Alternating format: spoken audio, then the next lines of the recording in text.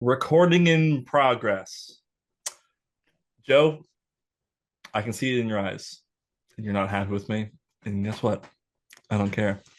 Because I'm never going to stop saying recording in progress. I actually was disappointed because you had the right pace to say it, and then you slowed down. You almost synced up perfectly with it, and then you half-assed it, which I think what happened is I started before the noise actually happened. Once I heard it, kind of Oh, and in scared. my It ears, spooked it was me. like you were in lockstep, and then you Oh, gave no, up no. halfway. In mine, I was lockstep and gone. Um, That's always a cool thing to start. We should start every podcast with discussing this aspect of it. Very cool. I enjoy it a lot. I don't really. I hope you do It could be because worse. you're one of the only people who listens to this podcast, so I think you'd enjoy it. Uh, well, folks, as What's you up? can see and hear, Dylan's not here today, which means we're doing another toilet Hawaiian. Hit the flush. Toilet wine only happens when Dylan's not here, but that's not always true because we have done it with him before, technically. Right, but he did. It was much like the quitting episode. He showed up part of the way through. Yes, So I yeah. think as long as we start without him, Actually, we did wine. do a full toilet wine episode with him, but we said it was Bob Dylan. That's funny. I don't remember that Yeah. one. But as usual, he sent a crazy email of why he's not here. And It's a crazy email. I don't even know. I mean, the email is kind of irrelevant because I Yeah. got the email explaining everything. He's here right now. I don't mean like on the podcast. I mean like in my undisclosed location. He's here right now. Oh, this is a new wrinkle. He's in the sub basement, which of course is the basement underneath the basement. Yeah. Recording his parts for episode 125, just in case he quote contracts space gonorrhea in the meantime. My dick is unsucked currently because of this, and I'm going to kill everyone. Oh well, that guy is a confirmed man about town, so you don't know what he can Yeah. So if he doesn't contract space gonorrhea, he'll be on the episode live. We'll delete everything he makes tonight, but for right now, he's downstairs preloading. That's actually a really good idea, and we're gonna have to go ahead and keep those just in case for any reason he can't show up to that, and then we can just dump all those preloads all over everybody when we're ready to film the episode. Yep.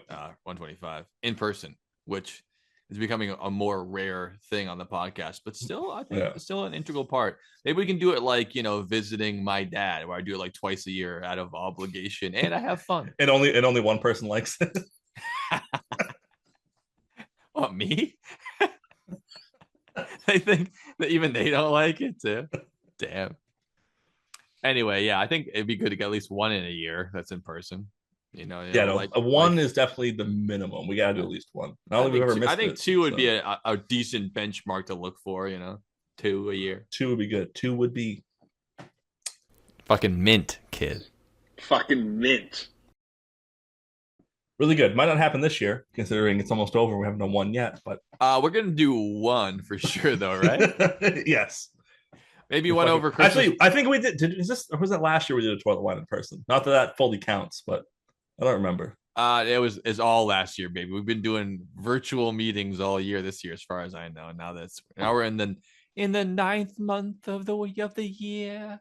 It's the night before the 10 bells strike. It's about to be 10 bells. It's about to be Sockstober, baby. We're by the time this episode's come out, Sockstober. You can't script it. Much like this podcast, it will not be scripted. Cannot be scripted. But we're not here talking about baseball yet. No, not yet. It will happen. It will come up, I bet. Well, yeah, you can bet on yourself. Call me Joey Otani because I'm betting on myself. I should have said Pete Rose. It's more topical. It's more topical. It's good. All right.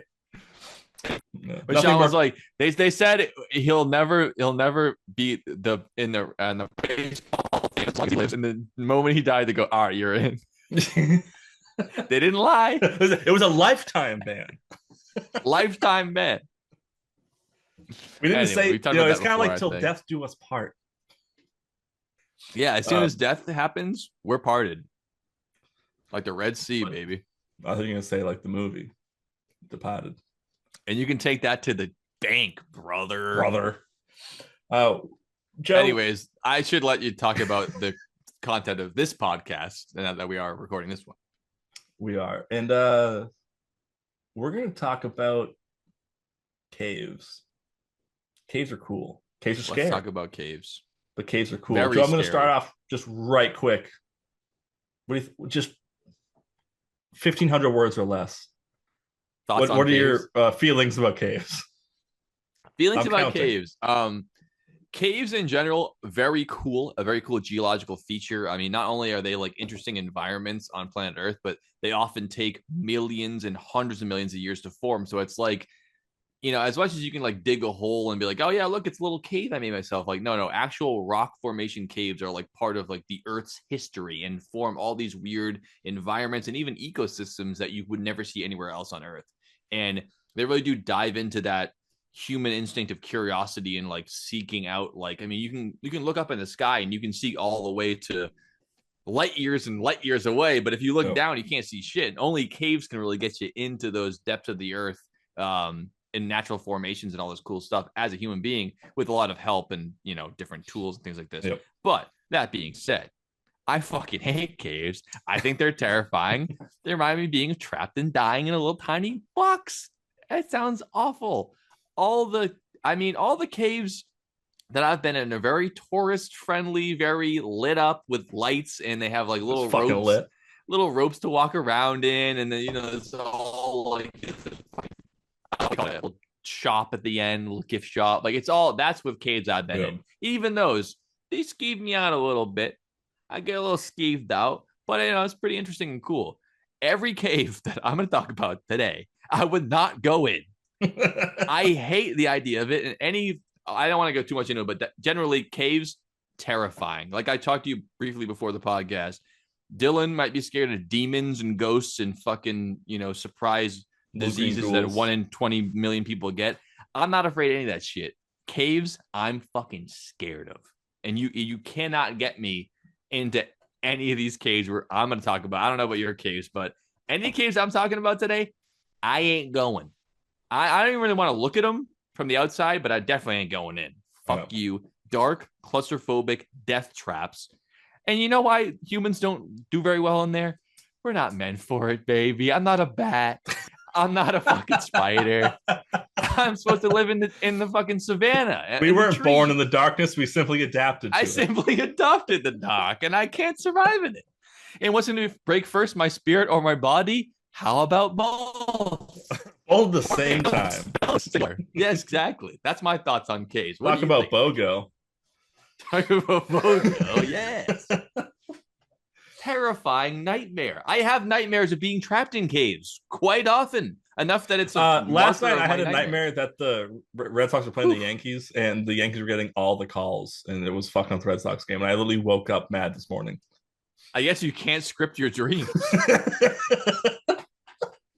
Good Lord. And that was going to bed knowing the Red Sox won that night.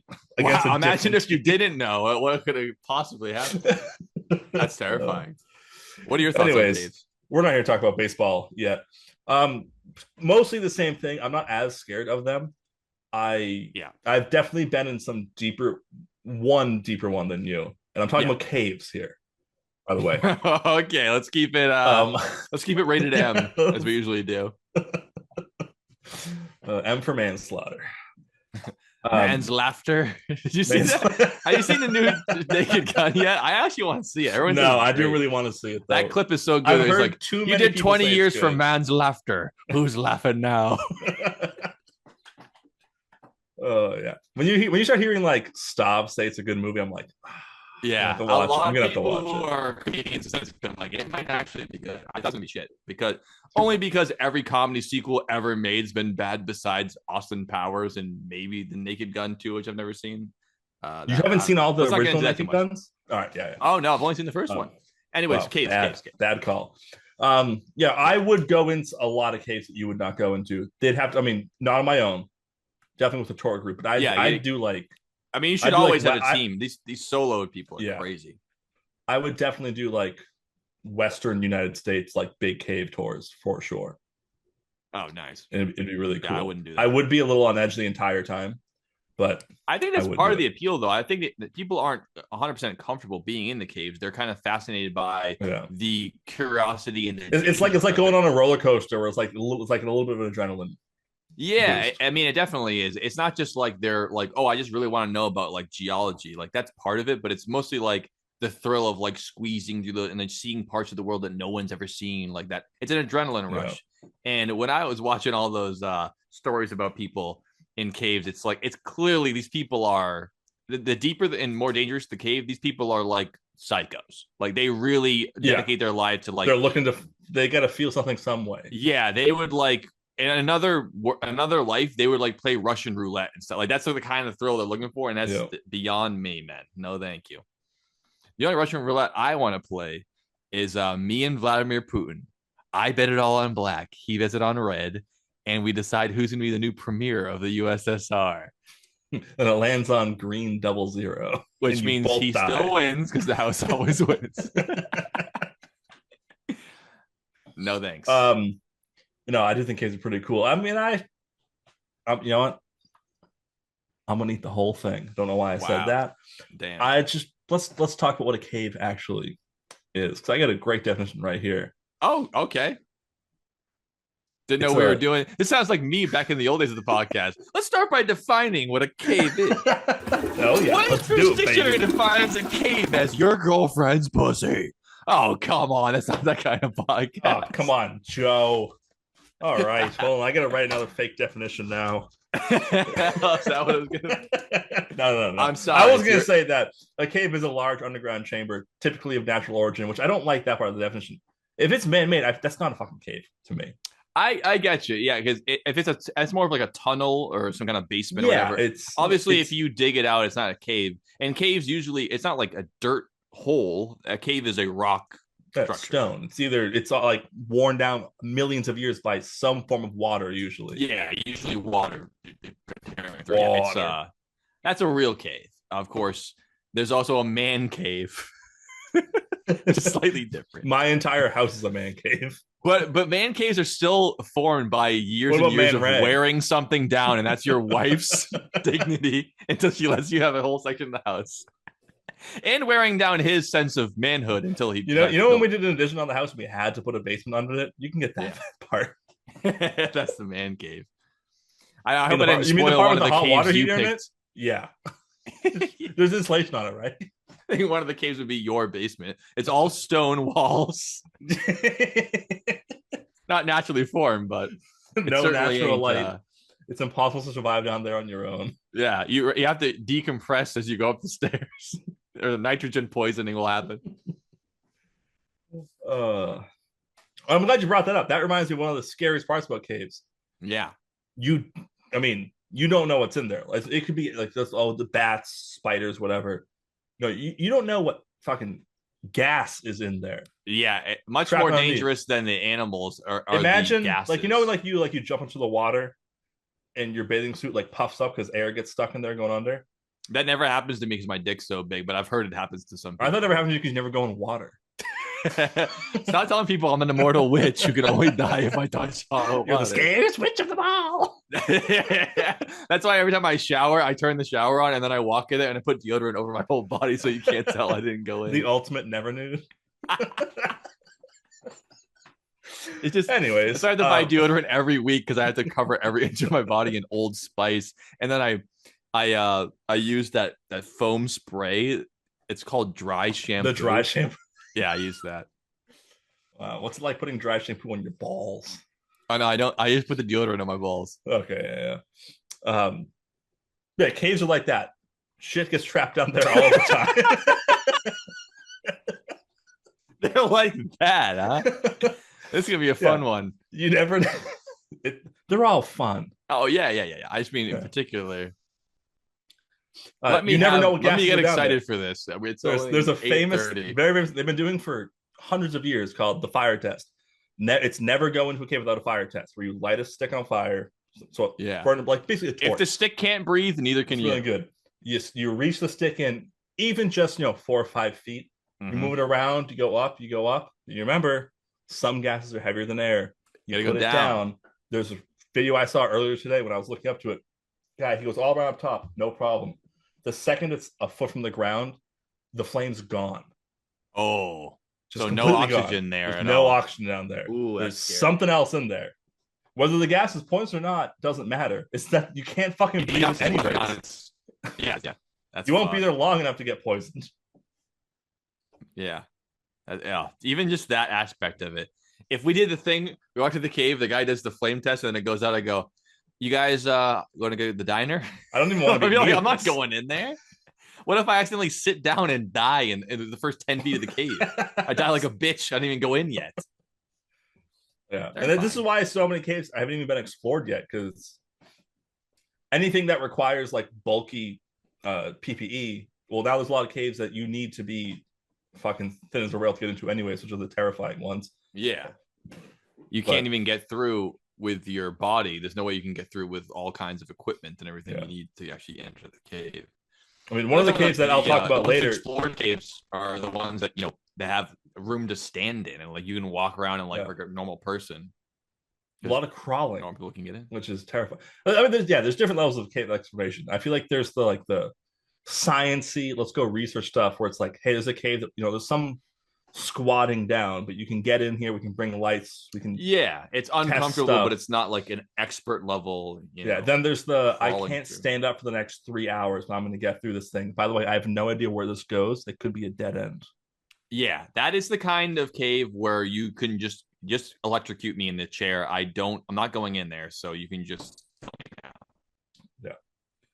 That's the kind of cave where if it was bright, fluorescently lit, I still wouldn't want to go in. Never mind the fact that it's not that. It's darker than the depths of hell itself. Give me any pressure on the fucking chest, I'm like, no, I'm out. Absolutely not. I mean, and then there's the caves that are beyond just like the, oh yeah, you know, if you're really, you know, good at caving, you can go in there, but you know, you just know there's parts where you can't move. Your shoulders and your hips are the exact amount of space you need to not die. And the next level is like, only expert cavers can go here. You need a permit and this and this. I don't even know why that level exists. The second level should be the last level of caving. I don't know. People are nuts. They're nuts. Well, let's not even get into spelunking. I mean, we probably should get into it. We're talking about caves, right? All right. Here's the other thing you know about spelunking is it was Bruce Wayne's fake reason in Batman Begins for why he needed armor plating. Oh, thanks a lot. Now you're ruining my second cave.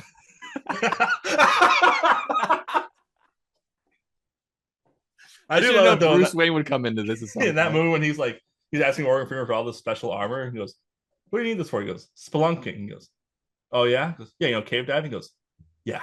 Yeah, I know what spelunking is, and one of the things with spelunking is you don't add bulky armor on your body when you do it. Stupid fucking billionaire. What do you know?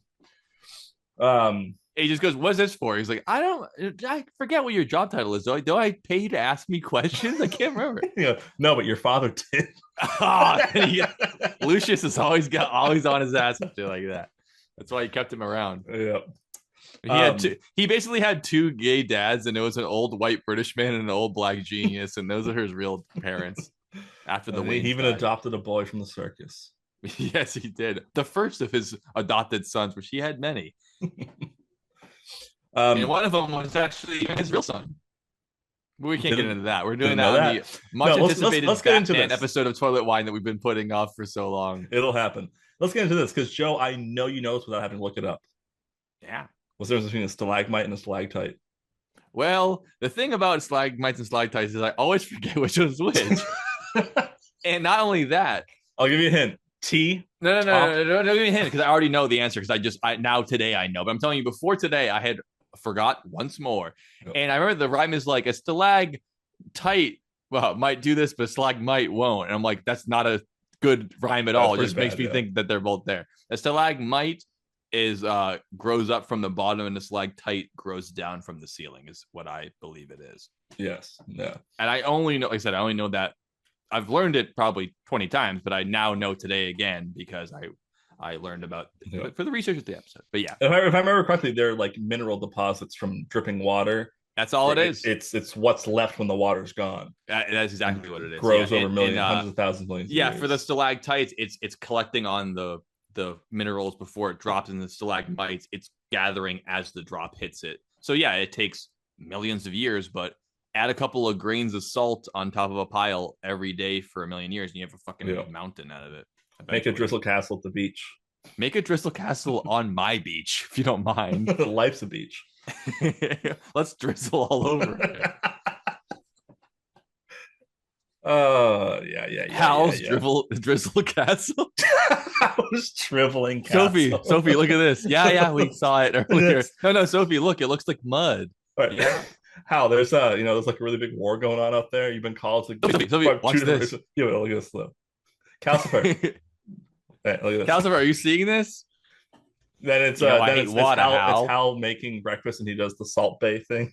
It's like don't you ever compare my boyfriend to Salt Bay again. Trust me, it hurt me to say it. But sometimes you think of something. The only thing that's good is that the guy's restaurant has lost like all its money in the past couple of years because no one cares about him anymore. Also, they've had a lot of like Board of Health violations and food poisoning stuff. Yeah, who could imagine that a meme turned into a fine restaurant might not work out that well? Nope.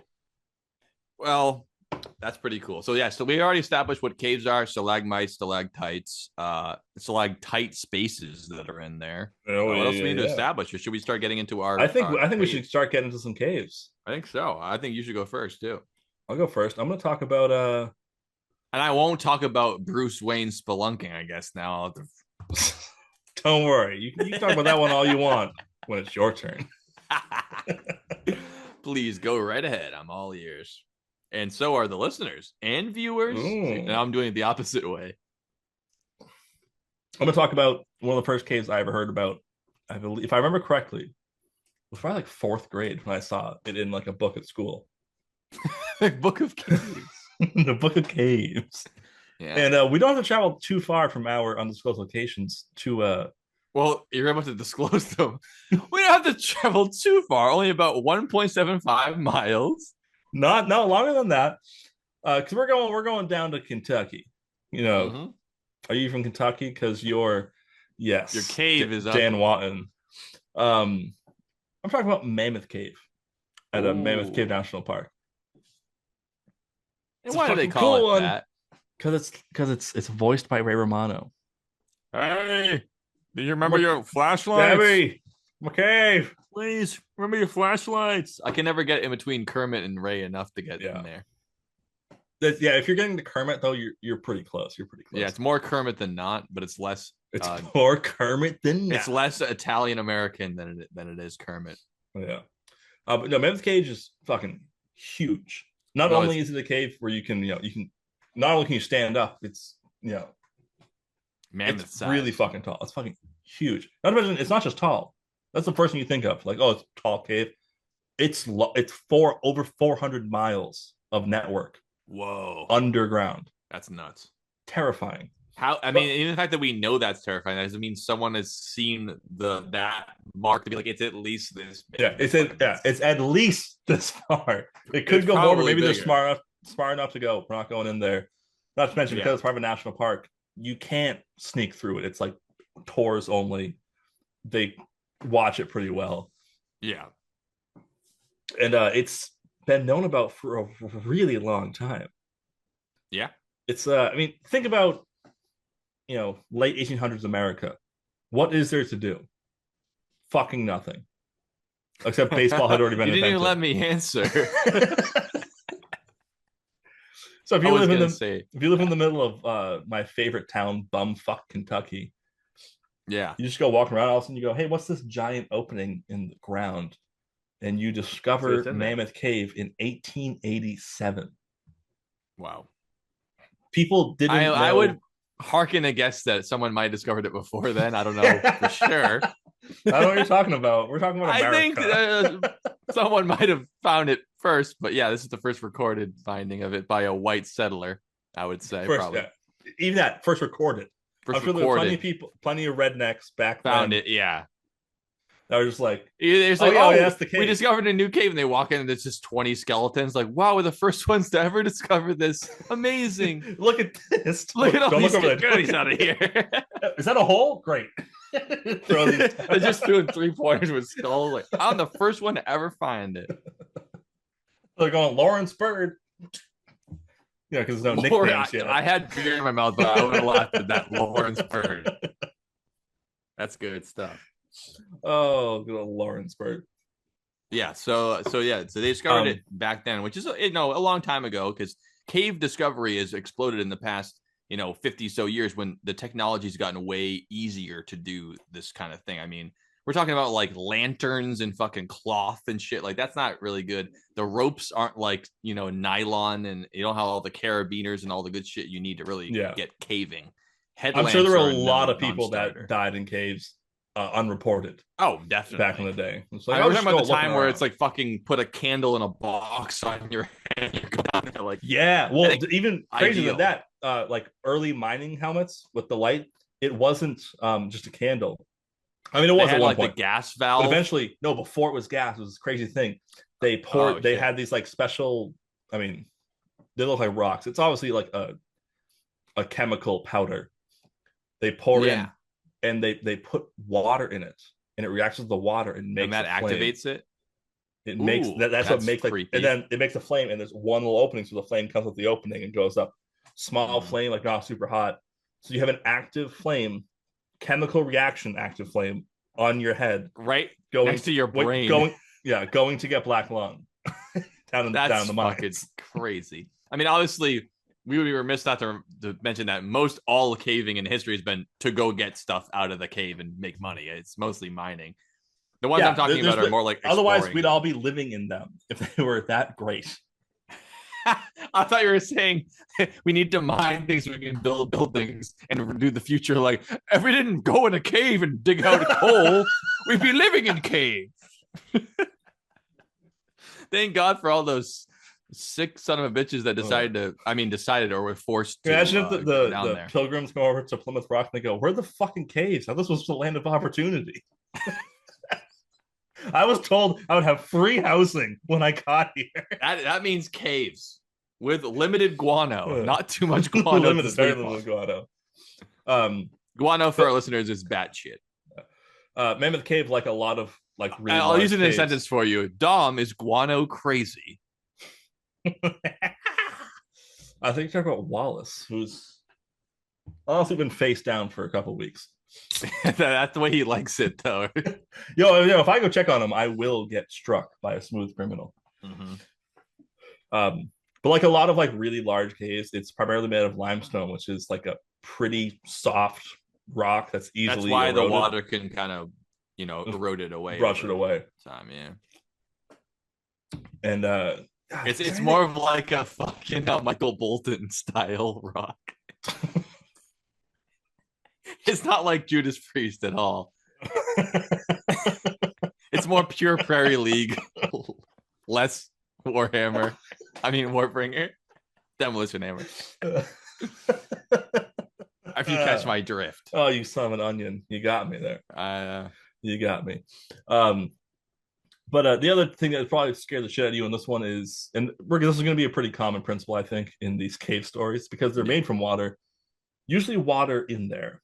Yeah, it pools. That's why it's there. It's agent pool in there all the time. It is agent pool. And a lot of times there's so much water that you can't even go in the cave without submerging yourself in the water, which is even more insane than going in the cave itself.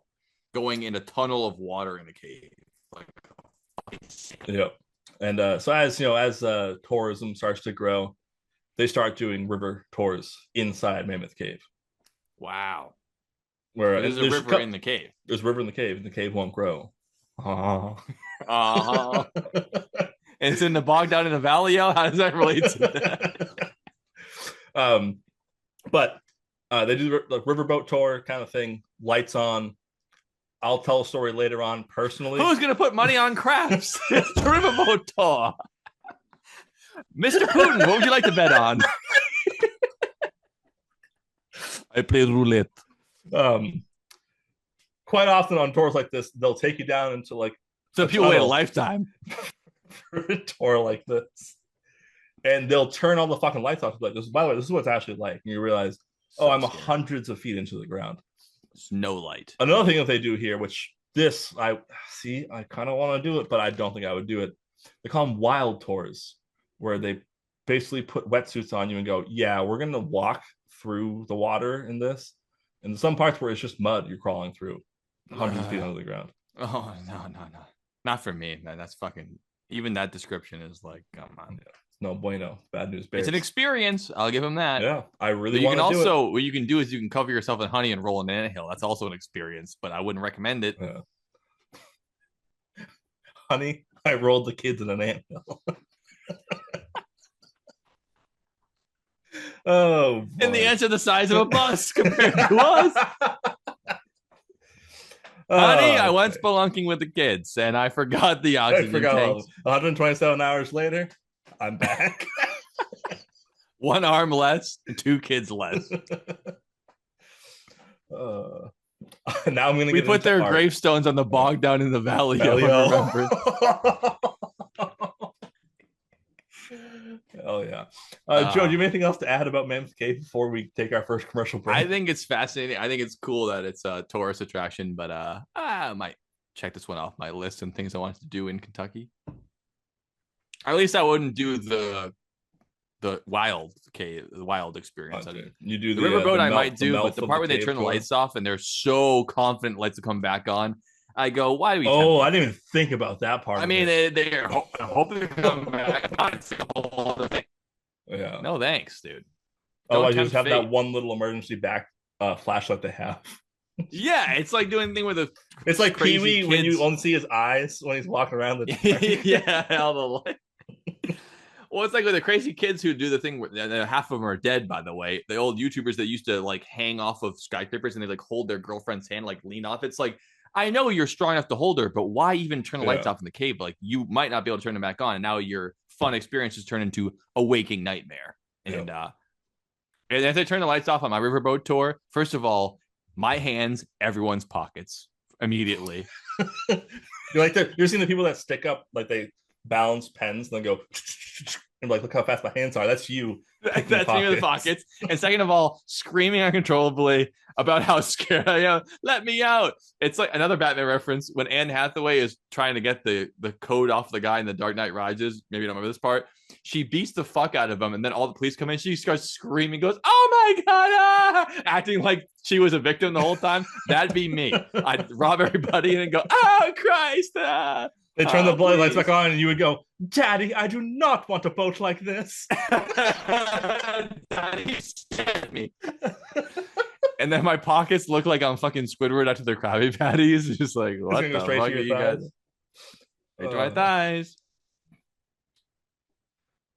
All right, well, I know we only did one, but we should take a break. Take our first commercial break.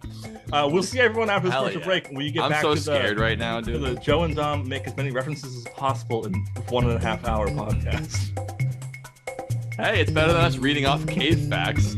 Why not both? We'll see you on the other side of the break, you sons of mothers.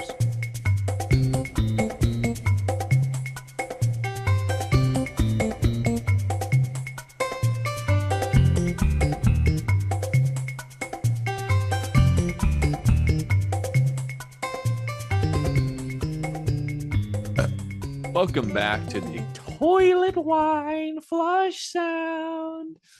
This week we're diving into the depths of the earth to discover the most terrifying holes of hell ever in existence and stories among them. We've already talked about big ass cave in Kentucky, and we're gonna keep on cruising down these caves.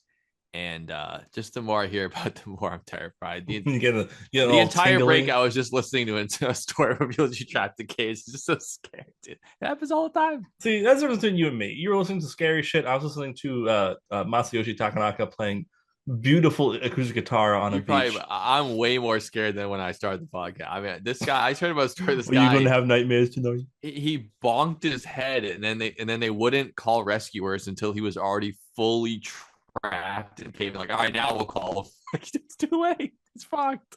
So it was a bad bonking. Because I gotta admit, there's nothing like a good bonking. But this is a bad bonking. No. All these stories could benefit from a lethal injection. Honestly, I think we're gonna get to that later. Oh man. Anyway, so let's keep pushing here. Ready for my first cave? Yeah, Joe, I really want to hear you talk about a cave, and I'm gonna Fisher Price see is if I my can. first I'm gonna cave. see if I can see you get uncomfortable the more you talk about it.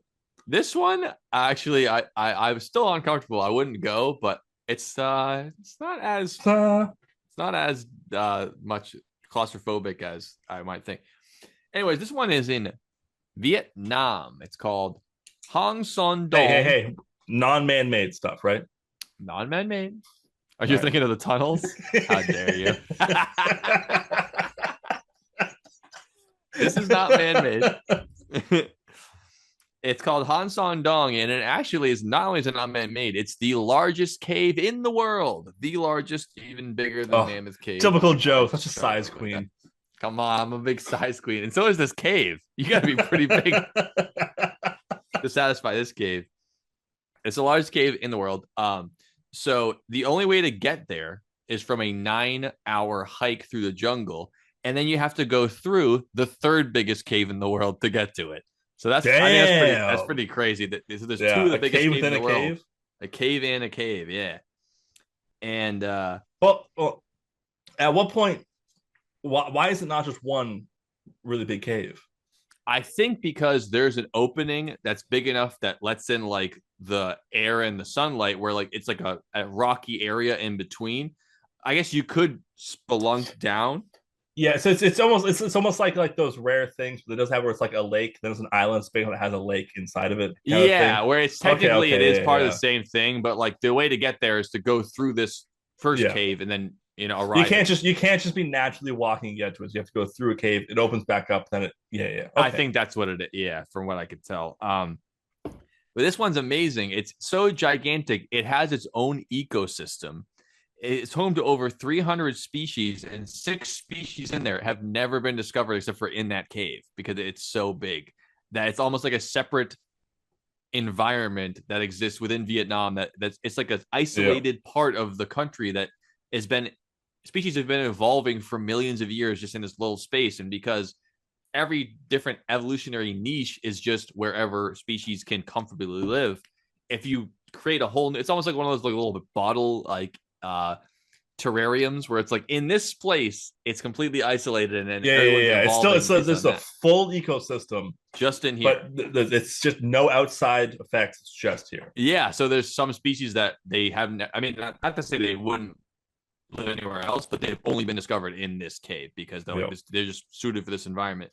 And it's everything from bats to crickets to spiders to something I might mention later. The only cave that we know about in the world that's home to monkeys. That's right. There's monkeys in the cave. And the cave can't grow. I know. It's fucking 12:01. I'm going to do what I want. I'm going to cut it to you really quick because this is a thing that I know from a fantastic animal guy on Instagram, where there are cave fish that are fully adapted, are completely see-through, have no vision at all because they don't need it. They live in this cave. They live in just a body of water. How the fuck did they get there? You already beat me to it. I'm sorry. I didn't know if you were going to bring. I thought that was going to be your. No, you're right. Monkeys. Yeah, monkey. Which to be fair, I never heard about that. There are fish in this cave that have no eyesight whatsoever and are translucent because they have evolved to live in this cave, in this body of water, particularly this body of water. Because the cave has many bodies. In most instances, when you see like fish in like a spot where you don't see them, they're like, how that happens? Like, oh well, likely, like a bird of prey was carrying it and like dropped the fish for some reason that got in there. Like a bird will eat a seed and shit it out. That's how the flower moves. But this isn't happening for a cave. No, it's not. And I will get to why this is occurring for these particular fish and how long it takes for a fish to evolve to have no vision whatsoever. It's and to be see-through because it doesn't need to hide anything at all. It has no lights ever touching it, so it doesn't need any defenses against light. Light is not a part of its life, whatever. It's you thought you were the only thing that hated the sun. There's no light in my life because I have no Christ. So anyway, I'll mention the dimensions briefly. It's 6 kilometers long, which is less than 9 kilometers, I should say. 9 kilometers long, which is around 6 miles. And it's home also to the world's largest stalagmite, which is 80 feet tall. 80-foot tall stalagmite, Jeez. which is how big portions of this cave are. The largest portion, which houses this stalagmite, is 40 stories tall. So you could put a skyscraper inside this portion of the cave with, no natural light sources coming in. It's just this massive, massive area. The video that I watched about people exploring it, the hike took 4 days, all while still being in the same cave. Yeah. So that they were camping out in spots of the cave. Never mind being in cave for a long time. Sleeping in the cave. Oh, waking up in a cave? Fuck you. I hate to put this thought in your mind, but imagine you're 3 days in, you wake up on the 4th morning, deathly ill. Oh yeah. I mean, what? It's like, what do you do? We're gonna keep. You might as well see the end of this. We're not gonna get out now. I mean, what are you gonna do? I thought you were gonna say, "Wake up, everyone's gone." Where'd everybody go? I'd rather wake up deathly ill. So scary. I would not do this journey. Your mind really thinks of every horror movie ever where you never see the creature. It's just the first thing your mind would go to if you woke up and everyone was gone. I would be. Oh my god, that's so scary. So yeah, there's parts of it that are that big. But it's not just all big darkness crazy. There's also a river running through part of it, like you mentioned for the Mammoth Cave, where it has rapids, meaning that there's so much water going through that, like, if you jump in there, you will just die. It's that much water going through it.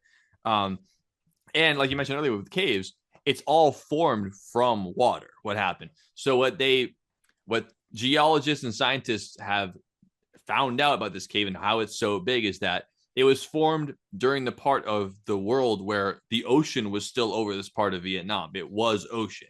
And all of these bones of these sea creatures, I'm talking about like 300 million years ago. So before dinosaurs even existed, all these ocean critters were dying and their bones were being compressed under the pressure of the water. And after millions of years of that, they start to form into limestone and calcium deposits. And after that settles out, millions of years, then acid rain starts coming in. It starts to dissolve the calcium, and then you have these big open areas. So that's why the cave is so big, because it was once one solid object, and the parts that aren't soft stone, the softest parts gone, the hardest parts still there. Exactly right. So that's why it can get that big. And you think, if it gets that big, how is it still structurally sound? The whole sandwich part got over? You'd be right, because there's 2 parts of the cave that have giant fucking holes because it caved into the cave because all the support of the soft stone has gone away, which is why there's a jungle inside it, because there's giant holes of light and all the seeds to grow plants. Oh my exactly. And that's why there's a whole ecosystem, and that's why the monkeys go in there and they eat snails. The monkeys eat snails and they crack them open and they eat little snails in there. It's crazy. Yeah, there's all kinds of crazy. Obviously, there's millions of bats. There's birds in there. It's this whole little like under earth world there because of the 2 giant sunlight entrances, and the thing is just massive. It's fucking amazing. I never even heard of it before. But yeah, that's one of those things where like your initial, at least my initial thought is, imagine what you could have seen before that part caved in, but now there's trees and monkeys here. And there's some sunlight, which I would be begging for by day 2 of camping out in this thing to see. You ain't getting out of there. So a part of you still remembers that you are in a cave and it's still multiple days to actually get back to that. That might be worse. Going back might be worse because you had your little like, oh, the sun finally, like I'm back. Now you're going back to the I gotta do 3 days of artificial light. Hold on. Yeah. And then you gotta go and then go through the 3rd largest cave in the world again to get back out. Like that's gotta be yeah, it's not it doesn't hit as hard on the way back, I imagine. You're not doing a 3K to run a marathon, you're doing a half marathon to run a marathon. Yeah, you are. And then you gotta do a half marathon after you're done. Yeah, no, I know. I thought that was amazing. Some of the images of it are just fascinating. All the creatures that live in there, like I said, because it started forming from the deposits of all the dead animals 300 million years ago. That's why that ocean water that was once there mixed with fresh water over millions of years of why the species that live in that water, their ancestors were ocean dwellers, and now they are cave dwellers for the past 100 million years. But that's why those fish have the same thing with all the crickets that live in there. They have no vision. The guy has a video of him like almost grabbing a cricket like right in his face, and then he steps next to it, and the vibration makes the cricket jump. Like it only knows he's there because the vibration. I mean, if you're living in total, it's like deep sea creatures. So living in total darkness, there's not really a need for eyesight. Oh, not only is there not a need for it, it's a detriment because your brain's trying to focus on light sources, and it's wasting energy trying to perceive the world that way. All it is wasted energy and wasted cognitive ability. Just get rid of all that altogether. Just work on not doing that. And even more impressive. I mean, obviously, in the animal kingdom, looks do matter in the animal kingdom. But imagine being a blind cricket and you're like, I get to feel the right vibration. I get to feel those good vibrations to know where I can find a mate. Those good vibrations. They're getting those excitations there in Hong Song Dong. What was that? Oh, yeah. You heard me right. Did you say Tom wants dong? I never told you dong. That. Yeah, Vietnam. So apparently there's all these kind of... And honestly, I didn't mention already, the cave was discovered by modern humans that have cell phones in 2009. It's like they just found out, oh shit, the largest cave in the world. They didn't even know about it. That one sounds like it was not as I mean, honestly, because the Mammoth Cave thing, like, it was definitely known before 1887. Sure. There is more of a chance where the third largest cave in the world, people were exploring it thousands of years ago, being like, didn't know. I'm done. There was one more. Let's go back. Even bigger, yeah. We've been walking for a day. Yeah, I can get. Let's go back. I can get that. Yeah, that's when they found it. So there is an end to it where there's this giant stone wall and there's like a big like watery pool, and it's like basically the end. So they have seen the whole thing, but yeah, it's pretty wild. That's 2009. But anyway, yeah, some crazy motherfuckers like there's gotta be a little crack. It's a little bit more. It's a breakthrough, break on the other side. I don't know, but pretty wild. Another one of those caves too, where you're not allowed, and you couldn't find it on your own anyway, but you're not allowed to go there without having like permits and stuff. Like they don't just let anyone go, even though it's not as like tight space crazy. Cave. You're not exploring the cave. You're being brought through the cave. Yeah, they're being brought through. Yeah, the guy who went in the video I saw, he goes caving all the time, but he's like, I still don't go in a cave I don't know. These guys know what we're doing here. But yeah, there was some like up and down, like obviously you can slip on the rocks and fuck yourself up, but there was none of that like heart pounding, like squeezing through like small spaces, but there was none of that like your shoulders are your lifeline of you're gonna live or not kind of shit, which might. I mean, it kind of makes sense. Like the deepest caves are probably the biggest. They've had the most water go through them, the most open. Right. Yeah. So, also, why would we know about it? So the easiest to be explored. True.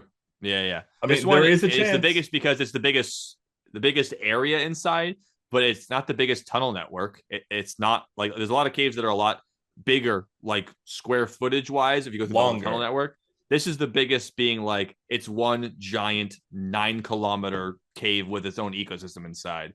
It doesn't have the most tunnels or whatever, But there's probably caves that have like 2-inch diameter tubes that go like 20 miles, but I wouldn't consider that hundreds of miles for all we know. For all we know, and I don't know much about anything. I don't know anything at all. In fact, my brain doesn't work very well because I'm in a cave. I'm scared out of my mind. Count it. So that's mine. All right, I want to talk about honestly the reason I thought of this. This is the most recent cave I found out about. In my Spanish is pretty bad. Naica, Mexico. How's it spelled? Naica. You nailed it. Hell yeah. All you have to do is pronounce all the letters. Na-I-Ka. Boom. Yeah, This is the Cave of Crystals. Ooh. Also known as the Giant Crystal Cave. Is that what it's also known as? It's also known as the place Joe will die. Oh, Jesus. Because this place is known as the Big Hole, also known as the Giant Hole. In some cultures. Yes.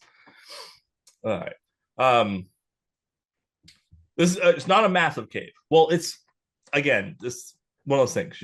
You can't explore it long enough because it doesn't have a lot of clean air inside of it. Oh yeah, you need nice clean air. So it's if I remember correctly, you can only spend about 25 minutes inside. So the whole point is That's enough to get me off the list altogether. Yeah. There's a timer on how long we be there before we die. Never mind. Yeah. And not even just die before you start to your chances of getting out starts to lower. Yeah, which is almost by the minute.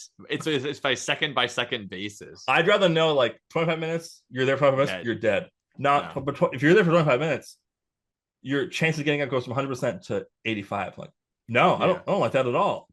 Yeah, then what happens? That it drops by 10%. What happens if I do 10% of the journey back at 85%? What is it now? It's at 60. But yeah, now it's fucked up. So there's it's crystals in there or what? Yeah. So imagine like when you think of like a quartz crystal, like that shape, like 5-6 sided, kind of pointed, bright white. Only they're hundreds of feet long. Whoa. Connecting floor to ceiling in this cavern in the cave. We're gonna get the picture up now, obviously. You're definitely getting it. They are gypsum, which is I don't think you can say that anymore. I think it's Romanian. Hey, we're not in England. It's okay. There's plenty of things you can say that you can't say here, like the name of cigarettes. Yeah, or like you can say fanny here to a kid and they don't think it's that bad. Where in England, you're literally saying, I want to see your vagina. Fanny in America is like a nice name for a butt. Even butt is like more crude than fanny. Is it a buggery? Oh yeah, buggery. Yeah, that means it's ridiculous. It means nothing good. But maybe something good, depending on who you are. No judgment. Yeah, let's not judge. Yeah. But it's made of it's made of selenite crystals. Also, if you call someone a spaz in America, you're just kind of saying they're kind of like hyperactive. Where in England, you're literally calling them retarded. Like you're using the R word. If you say he's a spastic. We won't do all of those. I don't want to get canceled in England. So they believe that the way that this one started, and it's a very interesting one too, because it's not just water. They think there was magma involved from a fault line cracking open. Oh, where it was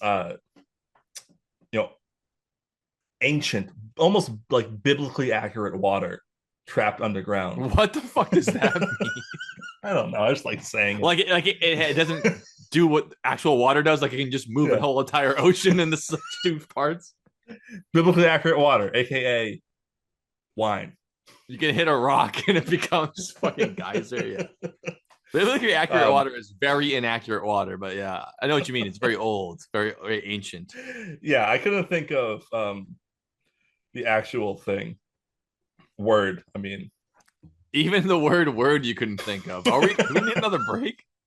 No. We got time. No, we got it, right?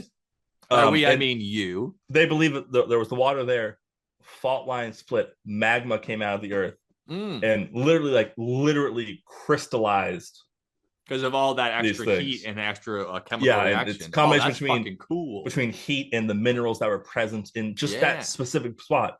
Wow. As far as we know, there could be more of these around we just haven't found yet or may never find. That's what I was going to say to you. I didn't want to fuck up your story, but like, think about how big quartz crystals exist under the earth that we'll just never see because there's no cave. They just are built into the bedrock. Yeah, you wouldn't know until you get anything. There. Diamonds, gold, silver. It's all. It's just whether you can find it or not. Gold, Jerry. It's gold. Yeah, it's true. Yeah, there are these. It's this huge opening in this cave where the pictures are incredible. Anyone who's listening, look it up. If you're watching, you're gonna see it by now. Right now. Yep. It's the people are dwarfed by that's oh my god, this game is so scary. By how big these crystals are. This game, not only is it hard to get in, you become a dwarf when you get there. And then you can never leave because you love all the gems. Next thing you know, there's 7 of you. You never leave the this same way young you lass came in. comes around who can control animals with her voice. Oh wow, that is haunting to say the least. Wow. Yeah, that's Cave of the Crystals or Giant Crystal Cave. Yeah, the Crystal Cave of the dwarves. They whistle while they twerk. Indiana Jones in the Crystal Cave.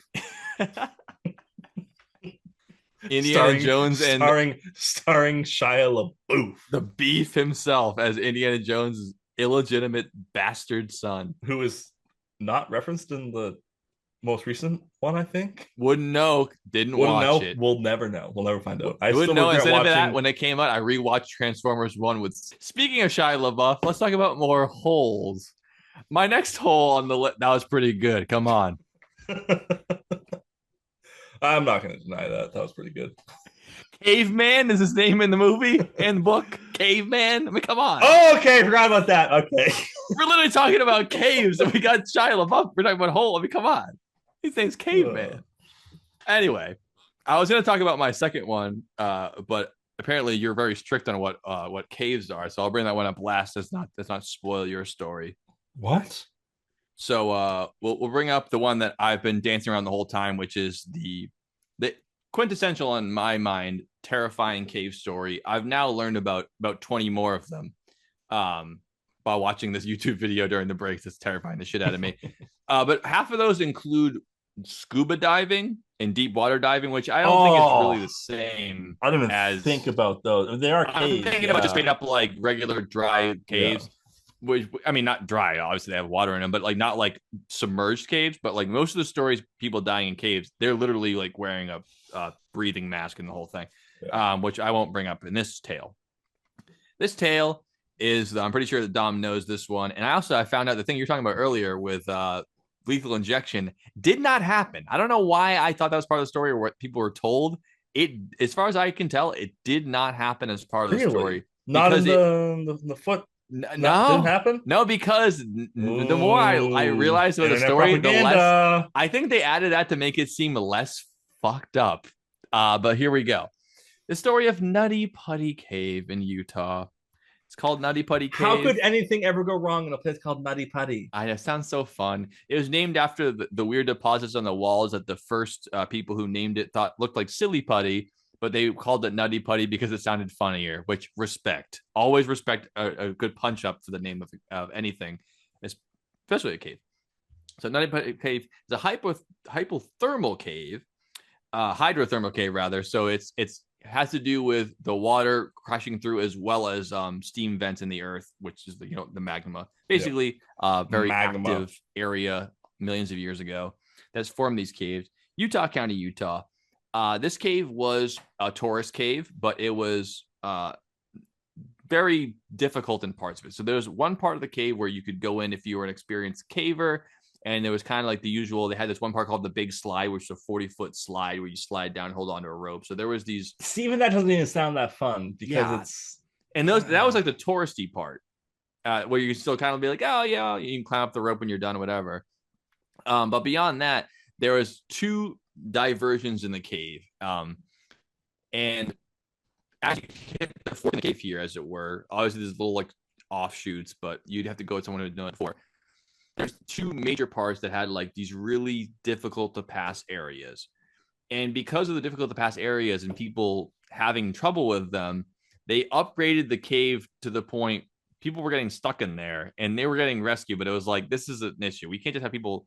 People are exploring deeper and deeper in the cave, and now it's becoming less of like a fun touristy thing and more of like you need to be really good at caving to get in there. So they made it so it was exclusive to people who had a permit by the state of Utah to get in there. You had to have at least 2 experienced cavers with you.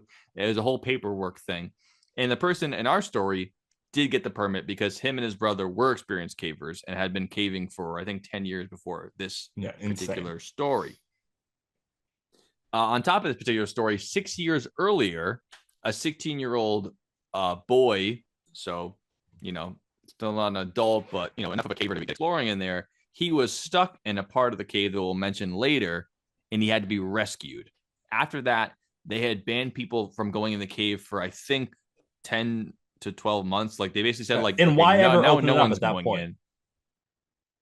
Right, they did get him out. That much of a and hassle they were like, that was to hard. deal with it. Be like, yeah, let's just we not did do get it him ever out. Again. Not to mention, you could very easily. Don't worry, like, they'll get there. Let's. Okay, yeah, sorry. Let's go. Proceed. Continue with the bore. We'll get there, obviously, as you know. So our guy, if you would believe this, has nothing to do with the story in particular, but I thought I should mention. He was on like a family get together, and they were all gonna have like family dinner. So him and his whole family, they were all Mormon, so it's a nice big Mormon family. And him and his brother and a group of other family members and friends are all we're gonna go to Nutty Putty Cave. Should be fun. From what I know, I think they had been there before. Him and his brother had been there before, but they hadn't gone that deep in. And they're like, okay, now this time we're going to really have some fun here. And so what they wanted to do is they wanted to get to a portion of the cave called the Birth Canal, which is, and I'll have the little map area up on the. Joe, folks. I got to cut you off really quick because that actually brings up something I wanted to talk about. The first cave you ever saw? That I. Oh boy. I never really knew the Mormon part of this. Never really thought too much about it being in Utah. Makes sense. Me neither until I. This is just showing that how important alcohol is in society. Yeah. When you're allowed to drink even Natty Light, why are you do that? Then go caving. You're so right. They can't even drink coffee, or they gotta dive in the depths of the earth. They gotta go to. They have to go to the soda shops that for some reason there's a loophole so they can have caffeine through that. Oh yeah. Mm-hmm. God, so they go in there, and most of the group is doing the fun, the slide part or all this stuff. It's still not nothing. This isn't like the Mammoth Cave or like the other one in Vietnam that I keep forgetting the name of. This is like real cave. Is it do you need a permit to enter at all, or just to get to like the difficult parts? You can't at this point in history. You can't enter at all without a permit because people have been. That makes sense because how are you gonna know? We're gonna have a checkpoint 500 feet in. Yeah, you have to at least. Yeah, so at that point, too many people were like exploring deeper in, and they're like, we can't even trust people not to go without knowing. So yeah, him and his brother, they both are qualified enough that they counted as the guides for this, and then the other members were kind of along with them, and so they're looking for this section called the Birth Canal, which is like a 30-foot section when you're deep in there, where it's the straight up you are in like 14 to 16 inches and you're just scooting along, pulling your body along. Like him and his brother are like, oh, that'd be so cool to get beyond that. And that sounds like a living hell to me. Obviously, I would never even dream of finding that. Also, I'm just gonna. I don't mean to, ruin the end of the story here. I'm not trying to, but I have a feeling that I feel like people go, we gotta get to the birth canal because there's no name for what's after it. Their lifestyle predicts their death style, as Metallica once said. I feel like if there was something past the birth canal, they'd be like, we got to get to the echo chamber. Yeah. Well, there is another side of the birth canal where people would turn around and come back. And that's why even stranger to the stories, you don't know where they're going. Turning around. Right. Because you got to. You hope it's a loop, not just go. Oh, there's no loops. This ain't Bruce Willis and Joseph Gordon-Levitt. There's no loops going here. When you gotta turn around. If you're lucky, you turn around. Where a lot of these caves, you're going fucking scooting back where you came from.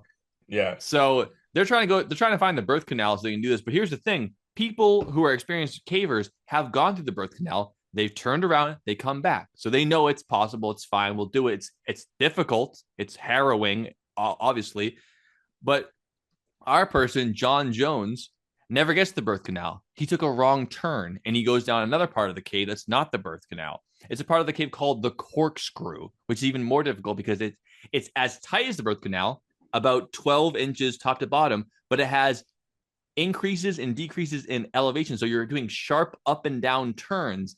And it's called the corkscrew because you have to contort your body in different directions to even get through it. So it's not even just a straight shot. You're going up and down, bending your spine around.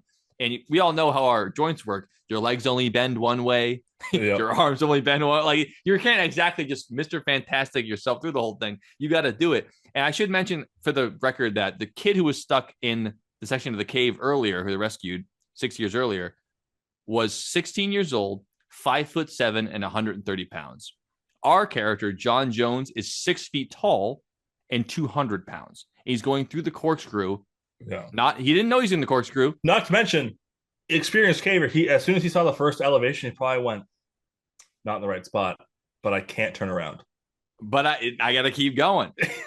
And he doesn't realize he's in the part of the cave where the kid got trapped in and had to get rescued. And now he's entering it with his big frame. And he got through the whole corkscrew, and there's a part of the corkscrew at the end where experienced cavers who aren't 6 feet tall and 200 pounds, they use that part to turn around because they're small enough where they can turn around. They can still go back to the corkscrew. And unbeknownst to him, that is the farthest part of the cave, that anyone's ever been to. They turn around that part and they go back. But poor Johnny boy, he's too big to turn around. So he goes, well, I got to keep going and find a part to turn around later. And that's where he finds himself in the most horrifying experience I can imagine. Because as he goes further past the quote unquote turnaround point, which is probably what, like fucking 18 inches instead of 12 inches, enough to scoot around, he keeps going and like, I'm going to find a spot earlier up. And as he finds that, he finds a little ledge. And as he looks down the ledge, he can see an opening. And he's thinking like, oh, if I can get through this, that'll be the turnaround spot. But once he goes down that ledge, he realizes that the opening is much smaller than he anticipated. And he puts his arms forward to try to stop his fall, because now he's at a 70-degree angle and his whole body weight is pushing down on him as gravity tries to pull him down. And at that point, he's trying to push himself back up, basically doing a full handstand. Yeah. And as he does that, he slips down into that extra crevice there and wedges his left arm in front of his head like he's almost doing a crawl stroke swimming. And his right arm is pushed up against his chest. And all you can see from that little crevice, if you were looking from the outside, from the corkscrew, is his shins to his feet that are now exposed. And there he is. He's stuck there. And every time he breathes and he expands his chest and then it contracts, gravity pulls him a little further down into this crevice. So every time he's breathing to try to stay alive, he's actually making himself fall further and further in this hole.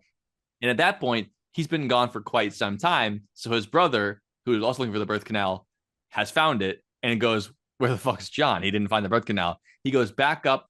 His brother goes through the corkscrew himself and starts yelling to hear if he's there. And John is yelling back saying, I'm stuck in here. I'm stuck. His brother smartly, instead of going through the corkscrew head first, goes legs first so that his head is always to the where he came from. And then he wraps his feet around his brother's legs and starts trying to pull him up, like almost like foot to foot, try to yank him out. And he ain't going anywhere. And at that point, he realizes, oh, fuck, we got a big problem here. Johnny's stuck in here. Now I'm going to have to climb out of here and tell all our family and friends we need to call emergency services and try to get Johnny out of here, as it were. So as he gets out there, he tells, it's like one of their uncles or something. He goes, can you just go down there and just tell John, like, he's not alone? Because I'm going to be up there for like a long fucking time and he's not doing well. He's in pain. He's upside down and he can't barely breathe and all the blood's rushing to his head and he's stuck down there. And so one of his uncles is like down there being like, hey, I'm still here. And his brother goes up, goes for help. And at that point, they got to call his wife, who's been at home with the in-laws the whole time. Hey, Johnny's stuck in the cave. Don't worry about it. We're all going to be fine. It'll all be good. And then the fucking nightmare really begins, because they call in the emergency cave divers. They build a whole pulley system in there, try to yank him out. And they put in a telecom, like a telephone, basically, to talk to his wife and stuff. They hang that down there. Some person puts a light down so he can kind of see. They start trying to feed him like Gatorade and stuff through a straw, but they can barely even see his face. And all they're trying to do is yank him up. But you'll see the dimensions. I put a picture up here. He can't. It's fucking terrifying. He won't go. Like even if his knees were facing the other way, you could try to bend his knees and try to pull him that way. His knees are facing the opposite way, so they want to pull him basically so that his knees like go backwards and snap, and then yank him out. And every time they're trying to pull him, his feet are just hitting the ceiling. Like there's no like between his shins and his feet rather. There's nothing to bend. Like he just is in the hole there, and he can't turn around. So they end up getting not only professional cave divers, they get the people who saved the kid, and they're like, "Fuck, this guy's huge. He's in a part of the cave we've never even seen before." Yeah.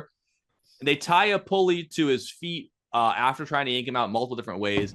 And one of the more experienced guys, him and his dad are there. They know this place so well. He's there with his dad, and he goes, "All right, we're gonna get you out. We have the pulleys now. we're not just using ropes anymore. We're using an advanced pulley system to try to like get like the actual like angles to get you out of this thing. Yeah. We're gonna really yank you out. And at this point, he's not very verbal. He's like kind of like grunting and making noises because he's starting to lose consciousness, and his chest and all his blood vessels aren't pumping the proper way. I don't know if you guys know this. The human body is meant to exist upright. This way. Yeah. So the other way, not good. Also the other way, plus your lungs can't get enough oxygen, also not good. And part of that not only is the oxygen level, but there's toxins that build up in your bloodstream and need to be flushed out through your kidneys. And when you're upside down, those don't get flushed out. So your lungs start to fill with fluids, your bloodstream starts to fill with toxic chemicals that need to be released. And this whole time he's just stuck like this. And this is, we're 8-10 hours in at this point. So the guy is all pulleyed up, ready to go. And he's in the middle of yanking it. And his feet keep hitting the ceiling. And he's like, oh, this is bad. We keep trying. And the guy's trying to save him. He loses consciousness and wakes up and there's blood all over his face. The pulley that was anchored to the ceiling snapped off and hit the rescuer in the fucking head and busted his head open. So now he has to leave. And then his dad comes in and tries to take over for him. Not just leave, crawl out. Through the corkscrew. Which is through the hardest part of the cave where people got stuck in before. A little kid got stuck in there, couldn't get out. These guys are adult men. They're not used to crawling out. And it's a fucking nightmare. I think it's within like 24 hours of the entire situation. They start being like, hey, talk to John, try to keep him conscious, try to tell him, keep praying, whatever, to Mormon God or whatever. And eventually I thought that the story I heard is that they had morphine and they took it down and they injected it in his ankle and they tried to give this guy some fucking relief from all this. But it turns out the only medical professional who got in there, he got in there to check if he was alive or not. He didn't bring any medication. He didn't bring any tools to save his life. He just needed to check if he's alive. They got him in there. I guess that makes sense. How are you going to squeeze through there with medical They couldn't squeeze in there with that. It makes more sense to me now that I'm like, oh yeah, it makes sense now. But like, honestly, the pulley they probably were like, push it forward, let go, crawl up to it, take it, push it forward. Crawl up to it, and it was like a disc-sized thing. So yeah, he's getting through. Yeah, but I mean, so there was no medical relief. He felt every minute of this, every second of it, and by the time that the medical professional did get there, he was declared dead. He died of cardiac arrest from being upside down, stuck and compressed for that long. But he survived for more than 24 hours upside down like that, with people trying to rescue him, and all their efforts were for naught, unfortunately. And the poor family tragically had to learn about that way. And as Dom alluded to, after they got everybody out of the cave and all the pulleys out and all the people out, they poured concrete on that and they were like, it's fucking done. No one's going to this cave anymore. Not even the slide part. You can't even get in the entrance. And to this day, John's body is still in that exact spot where he died. It's probably farther down now too. Yeah, even deeper to the crevice, So, and there he rests. Welcome back, folks. If you're still seeing us, it means we haven't got stuck in the cave yet. And, oh my god, I'm gonna get my pearls clutching. Really, just based on the way we both reacted over the past number of segments, we're never gonna get stuck in caves. We're not gonna get. I don't know if you noticed how many times I visibly was uncomfortable during your last story. It's yeah. I don't. Just the horror. I mean, it's one of those things where something's bad, then you hear the details and you go, I didn't realize it could get worse. It is worse than ever. And I mean, and even worse for you folks at home that don't like what we're talking about. Joe didn't even finish the last story yet. So let's top that off. That was basically the end. Let's cave it in. It's I hope not. But yeah, I mean, basically, like I said, it ended up that they concrete filled the whole entrance with concrete, so you're no longer allowed to go to Nutty Putty Cave. But now they have a memorial for John at the entrance, and just another example of like getting too close to hell. like you're climbing into the depths of the earth. And like I said, during the break, I've been watching a video, which is all the most famous ones. And like Nutty Putty is still, top 10 most horrifying, but like not even that unique. Like there's a lot of stories of not only something like that happening, but like multiple people being trapped. I mean, the most extreme one I heard of was one I'll briefly mention, and I don't know what cave it is, but just to mention how horrifying it can get, where two people went in the cave together. They they went in to a part that they knew. We're gonna find a new part later, and on their way back, there's water involved, but not full of scuba tanks. One of them gets lost, and he goes back to find him, can't find him, goes back again, can't find him, and he goes, "Oh no, he died in there." No, he didn't. He survived for 13 to 14 days in a part of the cave where he could breathe by himself. And they found out because only months later did they find his body, and they found from his autopsy that he starved to death. He didn't drown. He didn't suffocate. He sat in the darkness He found alone. like an air pocket. Yeah. Oh. But the air pocket he couldn't get out through it, but he could get up into another section where he couldn't find his way out. And they found that section when he was there. So basically they found that he had starved to death in darkness alone. And I'm like, well, that's even worse than the nutty buddy. Like at that point, it was 2 weeks. Let me die in 26 hours. What is going through your mind, through your body to be 2 weeks in a dark hole by yourself, knowing your friend was there with you when you went in? How do you they declared him dead. They couldn't find him. This might say something about me, but how do you not, after 2 days, bash your head into the wall? I guess the amount of pain that you have to go through, like bashing your head in the wall, like every time you do it, it's telling you, your body's telling you, stop doing this, stop doing that. Like you need to bash really hard the first time. Maybe bleed out. After I don't know. I think I would try to just stick my head under the water. So I don't know what I would do, but I don't think I could stick your head in the water and go. Just try to, yeah. I mean, I don't know what I would do in that situation, and I wouldn't blame anyone for any way they react to it. But sitting in a small cave room for 2 weeks, starving to death, and also assuming you probably had a hell, I don't know what to explore the underwater caves, but yeah, knowing I can't keep it on all the time, or you use it and it dies, then you're like, well, I'm really fucked. I should mention he had a flashlight with him, and when he first got trapped, he was flashing it down the hole he couldn't get through to let them know he was alive. And then he stopped doing it because he was going to run out of battery. And then 2 weeks in, you're going to run out of bat. So like he did start by being like, "Hey, I'm just going to be conservative." But at some point you get real desperate. No one ever you leave it on as long as you can. You're like, and then it dies, and you freak the fuck out. And then you starve. I mean, he must have been in. I don't know what goes through. I mean, literally, if you don't. Okay, so if he's starving to death, that means he's reaching down and drinking water to stay alive. Oh, he's drinking. Oh, yeah. He can drink water. He could have been gone in 3 days. He could have been gone in 3 days. It's so fun. How could you not? You can't dehydrate to death. You can't. When the water's there, it breaks down. You have to drink it. Yeah. I mean, how could you not? Because he's still thinking he could be rescued because he got there. And eventually they did find him, which means they could have found him potentially. But so I'm not going to get into all that. But that's just so then they horrifying. Got him out too if they did an autopsy on him. Yeah, they got. I think they got him out a little bit rougher than he went in. Yeah, well, it's a little easy. What is it? Get out of here! It's like when an extension cord gets wrapped around the corner, you just pull it harder. Yeah, you just kind of fuck that. I don't think they got him out so well, but they could tell he had lost like 50 pounds. Like, he was starved to death. Yeah, it's fucking horrifying. Oh, so it was pretty easy to get him out of there then. It was a little easier than when he got in. So awful, though. I mean, stories that I've heard that make Nutty Putty sound decent. It's like, what the fuck is anyone doing ever going in a cave? It's like jumping into a fire and being like, and he burned to death. It's like, no shit. It's fucking awful. I'd rather burn to death than any of these scenarios. Oh, yeah. It's way faster. And I don't even want to do that. Oh.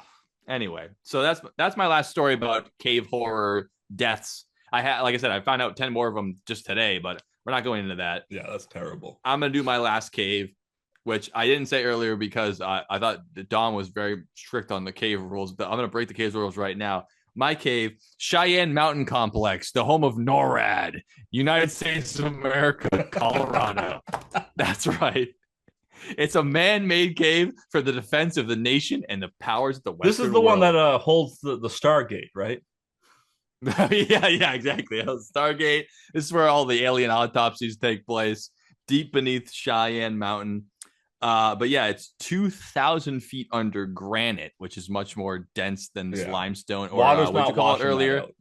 What was that other stone you called earlier? I think it was a slur for Romanian people. Yeah, it's that much more difficult to get through than that. And it was carved out This is all man-made, of course, because it's to defend not only the United States from enemies foreign and domestic, but from nuclear bombs. Basically, they're like, we need to, now that we built this weapon, we need to find out a way to defend ourselves from it, which is basically, we'll never build a building that'll be strong enough for this, so let's just go tunnel underneath a mountain and build a miniature city under there, which includes 15 three-story buildings that are in there, all under this mountain. Terrifying. And it That's gets 150 weirder. feet deep. And it gets weirder. Yeah. Oh, well, that The section. buildings are 150 feet. Yeah. There's also 2,000 feet of granite on top of those buildings. Yeah. That's where it starts. The top is 2,000 feet down. And they're also set on gigantic springs and flexible pipes, so that if an earthquake hits or if bombs hits, the buildings never move. They're like a stabilizer. So like you can have an earthquake happen and they just stay like living there. in jello. Right. That's what it's like, I would say. It's just like it.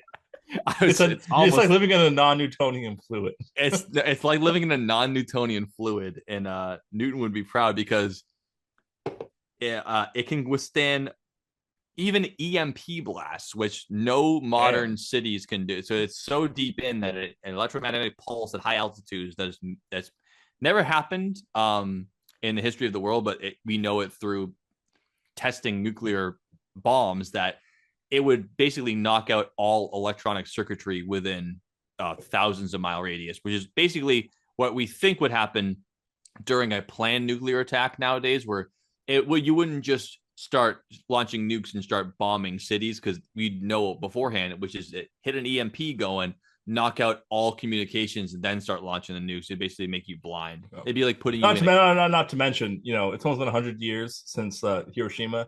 The nukes are definitely way stronger. Oh yeah, and way smaller and smarter. When they dropped the nukes that we dropped the only time and dropped in anger, which also those were bombs. Those were straight up like those kind of bombs. Yeah, no, now it's like laser guided robots are fucking. We're not flying a plane over it anymore and hoping we can outrun the cloud. Oh yeah, hypersonic missiles with computers on them that cost more than the GDP of small nations are being launched across the world. Yeah. So yeah, they built it under a giant mountain. Today I spent a little time going back, which I do every couple months, listening to some solid old school George Carlin bits.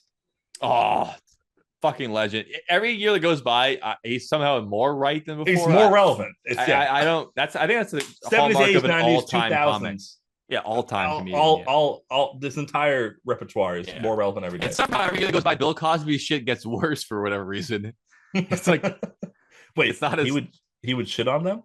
It's not as relevant as it gets. I didn't know about that part. Oh no, he watched them shit. He watched them, yeah. No, it's when George Carlin's complaining about sports, and he's saying about how you only watch sports for the injuries. And he goes, no, I watch for the competition. He goes, yeah, like Hiroshima, right? The competition, exactly. Just to round it out. It's the main entrance is a 25-ton blast door, but don't worry, they have. So is this what was this, Vault 31? Pretty much. I mean, this is the impetus for the vaults in Fallout, because you have to be that deep underground to protect from radioactivity. And but yeah, no, there's a whole community under there because people work and live there. So there's tennis courts, there's a gym, there's like common areas. There's no way you live there and ever get to leave either. No, they do like tours of duty kind of thing where you stay there for a certain amount of time, and then I figured it'd be like one of those things where it's like it's so top secret. It's like actually maybe there are levels like that, but there's schedule. Like some people are like, obviously there's probably like a percentage of the staff that has to stay there for like a year at a time to make sure all the facilities running properly. But like people who are like high level military officials, like they're not going to live there for a year. They're rich. They're like, I'm going to leave. I'll come back if the fucking bombs are hit. But yeah, it's very. I mean, you can't get in. Obviously not. It's one of the most secure sites on the planet for a good reason. Because the thing is, if you go in there, just to go when the bombs fall. Hey, this is where they expect you to go. If you can get in there and just plant a good, 1 or 2 ton C4 explosive in there and ruin the whole thing. You can't let anybody in. I'm sure it's very secure. But anyway, I just thought that would be worth mentioning because it is one of the biggest caves in the world, but we made it ourselves to protect us from killing ourselves, basically. I had to mention it. And it houses NORAD, which is the North American Aerospace Defense Command, which is famous for stopping the nukes, maybe, if they ever come, and tracking where Santa Claus goes every Christmas. It's famous for 2 things. I thought it sounded familiar. There All you right. go. Yeah. So that's my last cave. I just thought I'd get that out of the way. And now we can hear good shit. But All right. That's all Dude, it's great. Caves are fucking crazy. yeah. I want to throw a few. Also, I should mentions. mention, much better lit than all the other caves. There's lights Yeah, everywhere. it's fucking lit. And you don't have to squeeze through anything. It's lit in Yeah, you drive a fucking car and you're like, there's too much room. there. Yeah. Exactly. I want to do a few honorable mentions of fictional caves before I get to my personal cave story. Oh yeah, let's do it. My first there might be mention more caves in fiction. They're very like indicative of like entering depths and finding oneself. Yeah. Oh, and by all means, if you think of any as I'm going through it, stop me. I can think of a couple right now, but I'm gonna let you. I'm going to start off with this is a very important cave. It came into our lives in 2004, and that is the cave Fiona sleeps in on the more than one day trip back to Duloc in Shrek. Oh, and the television and sorry, 2001. Shrek. Sorry, the second one, 2004. 2001. You said 4. I was like, what? The Puss in Boots one? yeah. Yeah. Well, this is a post 9/11 world. This is a post 9/11 Duloc. It must have been pre 9/11. The Shrek didn't come out in the winter, did it? This was like a summer blockbuster. Yeah, it probably was. You keep talking. Don't worry about that. I'll look it up. Yeah, basically, she freaks out when she finds out that it's more than a one-day trip from her castle to Duloc. Right. And she needs to hide. She finds a cave. She rips a big chunk of tree bark off to cover the cave. It's very, very small cave. It fits about one. It fits William early 20s woman who can shape shift. Whoa! How tight the cave is in an early 20s woman? What are we talking about? I don't remember. Who can shape shift? Sorry, who will shape shift into an ogre? Oh right, yeah. And she still fits being stuck in Nutty Putty Cave and then you turn into an ogre. You're like, oh. Yep, they'll choke you faster. That would be the good thing. That would be the good part. Also, that would really bring a big thing. If you hide from the moon, does it still happen, or is it time based? I don't know. I thought it was kind of ambiguous, but I thought it was time based. But the moon has to do with it. I know a werewolf would be fine. It is time based because she's inside the cave before the moon comes out.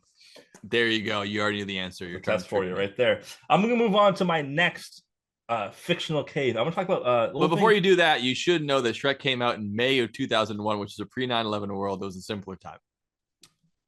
That's no wonder it's so good.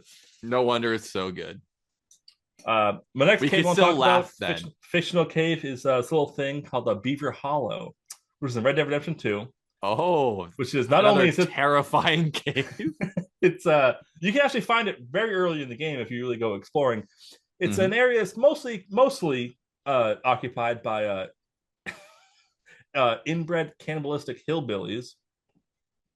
Just the kind of people you don't want to find in a cave. Capture strangers, torture them, skin them alive, burn them, eat them, whatever. But eventually, you do kill all of them, eat them, put them in a stew. Make the make the cave your own. And if you do the non-honorable ending where you go back for the money, you fight Micah right outside the cave. Yeah, not up on a mountain. I have not done because I can't bring myself to do that. The next is the Cave of Two Lovers in Avatar: Last Airbender. Oh, I'm not Which familiar is with a cave that was made by two earthbenders who were forbidden to be married. They want a little bit of privacy. Different villages. So they make this labyrinth, which could be another good fictional cave. Labyrinth. The Minotaur. Yeah. Of course. David Bowie, Jennifer Connelly. Ever heard of it? Ever heard of it? The Goblin King. Are you familiar with him? King. Oh my god. The Cave Two Lovers, they make you know how they say like in nightmare blunt rotation, which is my new favorite phrase to say ever when you think of people in a like nightmare blunt rotation, dream blunt rotation, the Goblin King and Jennifer Connelly, and I'm in the labyrinth. I'd be like, this is now I like caves. And that damn Hansel. He's so hot right now. God damn. They're a sexier duo than Jennifer Connelly and David Bowie. My final thing about the Cave Two Lovers is Sorry, got you all have to horny trust all and of a love, which means when you get your torches so you can see through the cave, you let those die out. Then there's natural crystals that glow in the dark natty that lead you through crystals. the thing. Nice. Talk about some natty light. Am I right? Crystal natties, big naturals. My next honorable mention fantasy cave is Virgil's cave, which if you don't remember that's in Fallout 4. Oh, in the Fallout, sea, in the glowing sea. Which kind of ties in with all the vaults. Well, except for in the TV show, Vault 4 is above ground. Yeah, but in the games, they're always underground. Originally, probably wasn't above ground, to be fair. No. The idea is that it's supposed to be underground. Yeah. The vaults are metal caves. Mm-hmm. But yeah, Virgil metal caves inside rock caves to block all the radioactivity. Yeah, definitely man-made. But yeah, he's the guy that turns himself into super mutant so he could escape from the institute and went to the glowing sea because he knew that's where he was going to go. As a super mutant, he could withstand the radiation. And my last and my smallest fantasy cave, fictional cave, whatever you want to say it, is it might not even be a cave. I just feel like bringing it up. Why not? It fits in the category. It's your podcast. It's underwater. Yeah. Water definitely helped create it. I'm talking about the cave that Merlin and Coral's babies were in before the Barracuda attacked and Finding Nemo. Oh, no. It's so scary. Which came out in 2004. Wait, the wife's name is Coral? Yeah. You remember that? I don't want to dead name her because I have no idea what her fucking name is. Yeah, so what happens, for anyone who doesn't remember, especially you, Joe. No, I remember. I just remember her name. I know what happens in the movie, but please refresh people's memory. There's a lot of babies. They're playing around their sea anemone. They pull out. They see the Barracuda. They freak out. Yeah. Coral dots her eyes down the cave. Merlin. Nope. Marlin. You did say Merlin up until now. All right, sorry. Make me kind of. I was kind of like, what? Marlin sees her do that and goes, Coral, don't. And she goes for her babies. And if she didn't move, the Barracuda would not have attacked. Right, but she had to protect her babies. Can't blame her. Yeah. Natural reaction, fight or flight, baby. Unfortunately for her, she's in a Pixar movie, so she's acting like a human and not like a fish who would never do would have gone right back in the enemy and be like, I can make more. I don't care. I can make more. Let's just stay here. We can handle this thing. That thing can't. Yeah. Right. But there's all the chaos. He swims back down, and Marlin's going, Coral, and people think Up's a sad movie. Yeah, that is very sad. She literally lost 100 babies, and only one of them survived. Yeah, and Ellie only lost one. Oh, what? The thing is, this will date the podcast.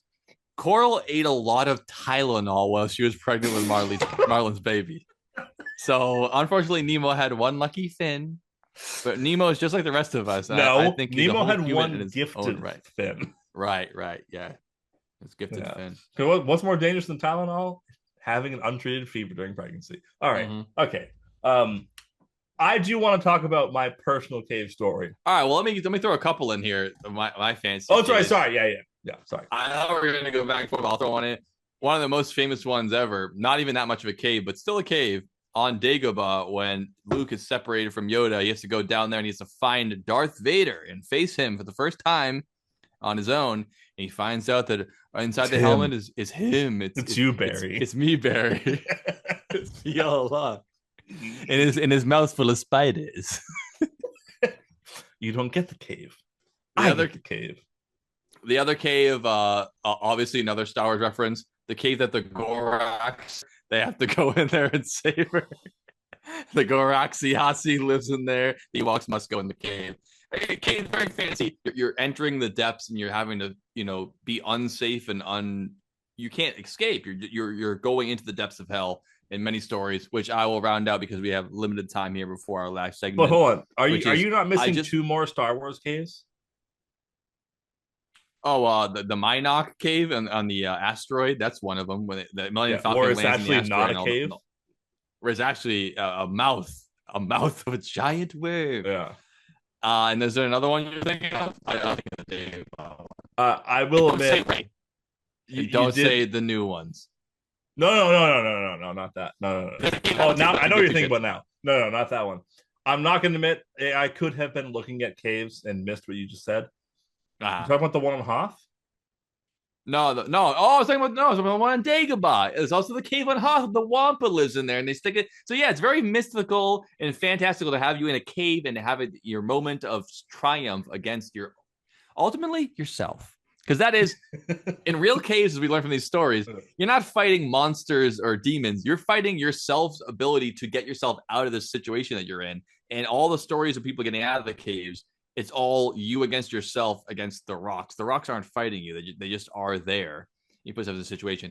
But with limited time, I do want to mention my last fantastical cave, which is one of my favorites of all time. I just finished playing the sequel to Hellblade. Hellblade, the first one's called Senua's Sacrifice. Other one's called Senua's Saga. It's the game that's about the Nordic, like Viking times, that kind of village, and the main character has schizophrenia. So you play the game with headphones on. The game even says put headphones on right now to play it. Oh hell yeah! And the entire game, there's voices in your head speaking to you. I just finished the second one, so memory. The first one, the entire plot, the main character, she has schizophrenia. She is from not a Viking village, but from a village of that time period, of that, location. And her husband is murdered by raiding Vikings. And she thinks that because he's been murdered, his soul will not go to Valhalla. So she takes his skull and ties it to a waistband, and she needs to go to hell herself to save his soul and take it out and bring him out of there. Cool. So throughout the game, not only is it cool Viking mythical shit, also the voices are talking in your head the entire time, the whole game. Every time you look at something, they're talking to you about it, and you start to not realize what's real, what's fake. And she has to dive into the depths of hell by going in this massive cave structure where the deeper you get in, the more and more helpless you get, and the more and more you can't leave. And the reality begins to bend and shift around you until you are at the gates of hell. Until you're in Nutty Putty. Yes. And it's not like the classic, like, hey, there's fire and torches. It's like you're in real hell, which is like a dark black cave of like water and fear. And you're like, oh my God. It's one of the most terrifying depictions of hell I've ever experienced, because not only am I witnessing it, I'm controlling the character, and this voice in my head saying, you'll never get out, you'll die in here, you'll die in here. Yeah. And I'm like, oh my God. Like, there's so many times I had to stop playing after like an hour and just pause, but I just need a little break. I'm just gonna walk around, because like the voices in your head and being trapped for that long while like the darkness surrounds you and forces beyond your recognition of trying to kill you, it is just terrifying. And I think that's a great fantastical hell. She has to go into hell itself, which is inside. Yeah, that's fucking terrifying. That's the reason why ancient humans, even modern humans, picture hell being in a cave underground. Down. We're not meant to be there. Down. Ding, down. ding, ding, ding, ding, ding, ding. I'm in a cave and I will never leave. Tell my family I love them, okay, but not enough not to go in the cave to begin with. But it wasn't a rock. And don't forget, everybody had spotted towels. It wasn't a rock. Sorry, matching towel. It was gypsum. Oh. Ooh, right. We'll see you after the break to tell us some personal stories to finish this thing off. Take us away, Joe. Somebody stole my pants.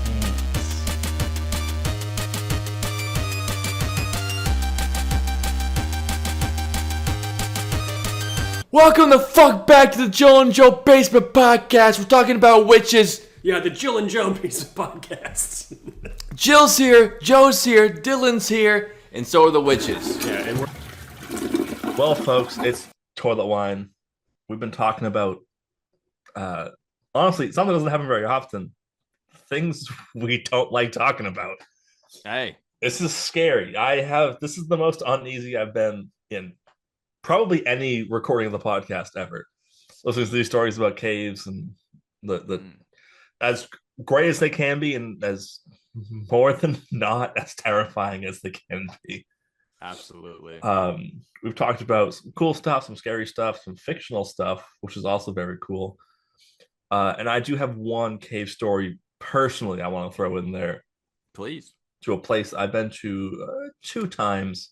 Been in the area more than once, but I believe I've only been to this place twice. I'm talking about Howe's Cavern, which is in it's this is what confused me during the break when I was like, let me just double check, make sure I get the information right. I never knew this part. It's in Howe's Cave, New York. They named the town after the cave. After the cave came. Oh, the cave obviously came first. Obviously, the cave came first. Yeah. The very next day. Also, what's the name of it when you dribble the wet sand and it makes the little drizzle? Sand drizzle? The drizzle castles, you mean? Yeah. Yeah. How's drizzle castle? How's drizzle Hold castle? It back. And now we're doing it in the recording. Yes. All right. This does bring up a point that we probably should have mentioned. That earlier, is the kind of shit that I say is only for when I'm editing it and no one fucking cares besides me. I'm like, yes. We probably should mention this earlier. A cave with like an abundance of water is considered a cavern, which is a type of cave. But this is a cavern because there's a full fucking river through this. Oof. Like there are definitely sections of Mammoth Cave that are considered caverns compared to the cave, right? Which is a part of a cave. It's being like, that's not a car, it's a pickup truck. Like it's still a fucking car. It's an automobile that's a particular style. Yeah. But Howe's Cavern. So basically, it's like middle New York, south of, maybe not middle, it's south of Albany. It's fucking bumfuck nowhere because it's not New York City. Right, pretty much. Great little area. It was this cavern was discovered in 1842 by Americans in 1842. This is an interesting one though, because the opening is not supernatural, but it's also okay. So, pouring out at the entrance. This is pre-Ghost. Ghost didn't exist before this cavern. Okay. This is the joke that Joe won't understand. Of Native Americans who were murdered when they took the land. It's like when Joe, you're not gonna like this one at all, but it's like when you're digging really deep in Minecraft and you can actually find the box that generates monsters and you can destroy it. So in that area, there's no more monsters that spawn. There's a better name for it. For all our younger listeners, they'll get that. Yeah. Exactly. For everyone who came here from watching PewDiePie videos, welcome. That's even still an 8-year-old reference. We're getting so old, we don't even know the actual people who would be talking about this. That guy is like 37 years old now. Anyway.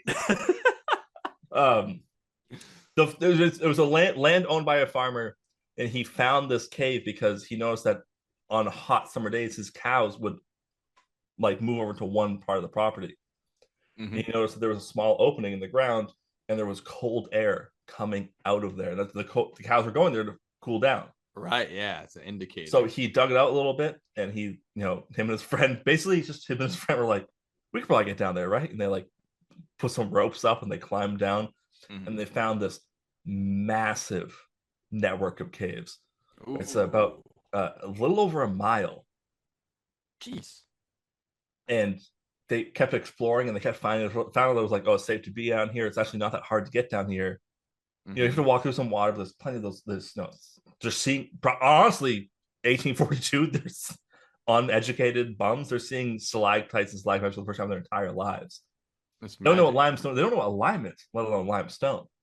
Right. And they're walking through. Then they start doing tours to like close family and friends, friends and family, interchangeable.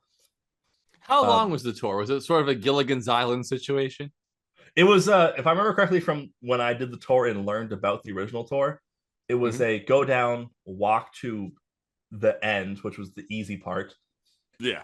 Have a picnic, then go back. Oh, that's cute. Probably a couple hours, if I were to guess. So maybe even a 3-hour tour? It could have been a 3-hour tour. There's definitely no minnows down there. Oh, no, the minnows down there have no eyes, and they're not related to minnows at all. But around as time goes on, property sells, all stuff. By the late property sells, life goes on. Life circle of life.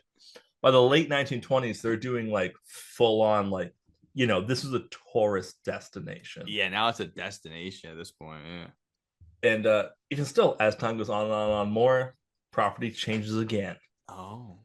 The Howe's Cavern that we know today, it's the same cavern, but Sure. you're going through the original entrance. But let me step back. When you get there, there's this giant thing on the hill that says Howe's Cavern, White Rocks. So it's very obvious, like you can't miss it. Yeah. They have like a gift shop, they got a restaurant, but you go in for the actual tour. Touristy, yeah. This is probably where it's really going to start to fuck with you. You get in an elevator. To enter the cave? The elevator goes, so you're not walking into the cave, you're dropping directly into the cave. I don't like that at all. And you walk out of the elevator, directly to your left. Opens up into a cave. The elevator opens up into a cave. Fuck no. I'm not doing it. You look to they immediately go, look to your left. You look to your left and they go, those are our cheese caves. Turns out that this cave, could be others, but this is the only one I know of. There's other cheese caves? It's the perfect temperature and humidity to age cheeses. Wow. So they walk you over to this like iron bar door that's locked because they're like, you can see the cheese. You can't go and touch the cheese. They do sell the cheese upstairs in the shop that they make after there. It's done aging in the cavern. But you start walking through the cavern. They fully fucking touristized this thing. Oh yeah, it's lights. They made walkways. There's lighting the whole way. Perfect, nice. It's fun. There are these like cool sections. Like there's one part where they call it like the Earth Orc or something, where if you walk in there and if you talk, it echoes and you can hear it for hundreds of feet. Just in that one specific spot. The way that the sound just vibrates off the walls. It just fits perfectly. There's some, I forget the exact name for it, but there's an altar in there basically where people have gotten married in the caves. I thought you were gonna say they sacrificed people. No. Dating back like the early 1900s. People were like, this is to be like, it looks like an altar, like you can walk. It's like just like a super flat spot, naturally flat spot in the cave. That's a separate. I don't want to say maybe trail, it was an altar to those who rode before us. But eventually you get to a point and you start seeing the water. That's where the walkways come in. They built walkways so you can keep walking over the water. You don't have to wear your galoshes when you're going in there. No.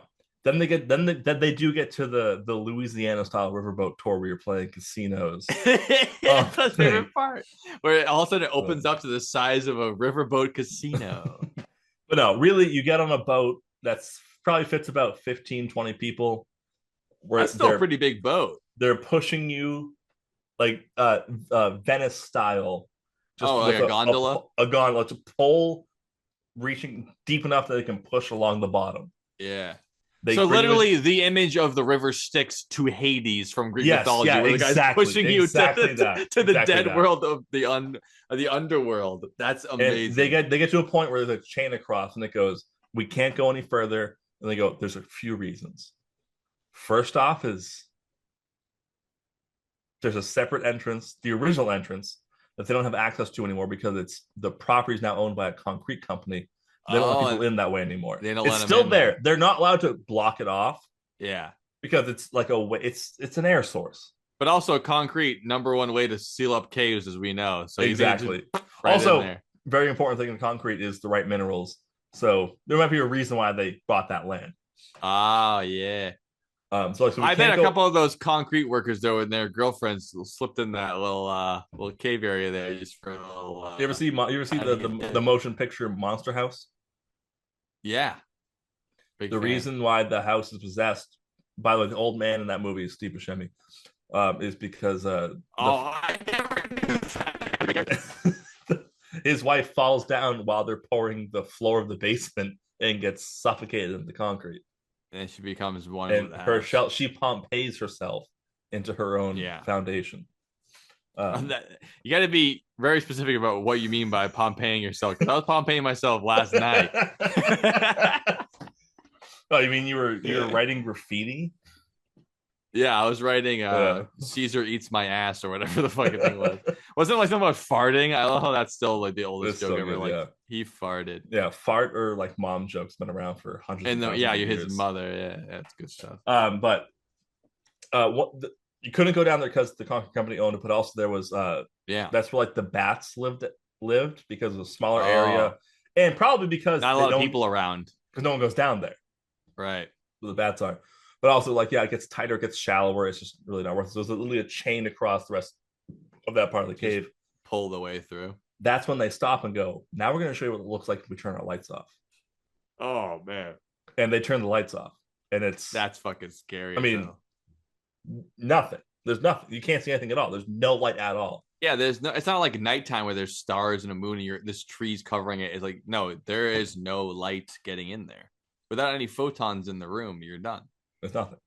Then they turn the lights back on and they paddle backwards because there's no turnaround point. Oh, it's like the corkscrew, dude. You gotta have a turnaround point. Fuck. And you go back up and you get back in the elevator, you go up to the gift shop, and oh, that's scary. Boy, don't you buy some rocks that are not from that cave. Boy, don't you? And a little bit of cheese for you right home. I mean, how can you? Every child, especially in New England, as far as I'm concerned, has been to a gift shop that has the rocks. The rocks. You see one up in the glass you want, so you try digging it out so it falls down enough. You fill the little felt black, the little bag. Yeah. You go up to your parents, you go, "Can I buy all these rocks?" They go, "Put those back. We're not buying those." You go, "Fuck!" You dump them back out. You're like, "No, the cool ones are on top for some other kid whose parents are rich." I found all the damn it.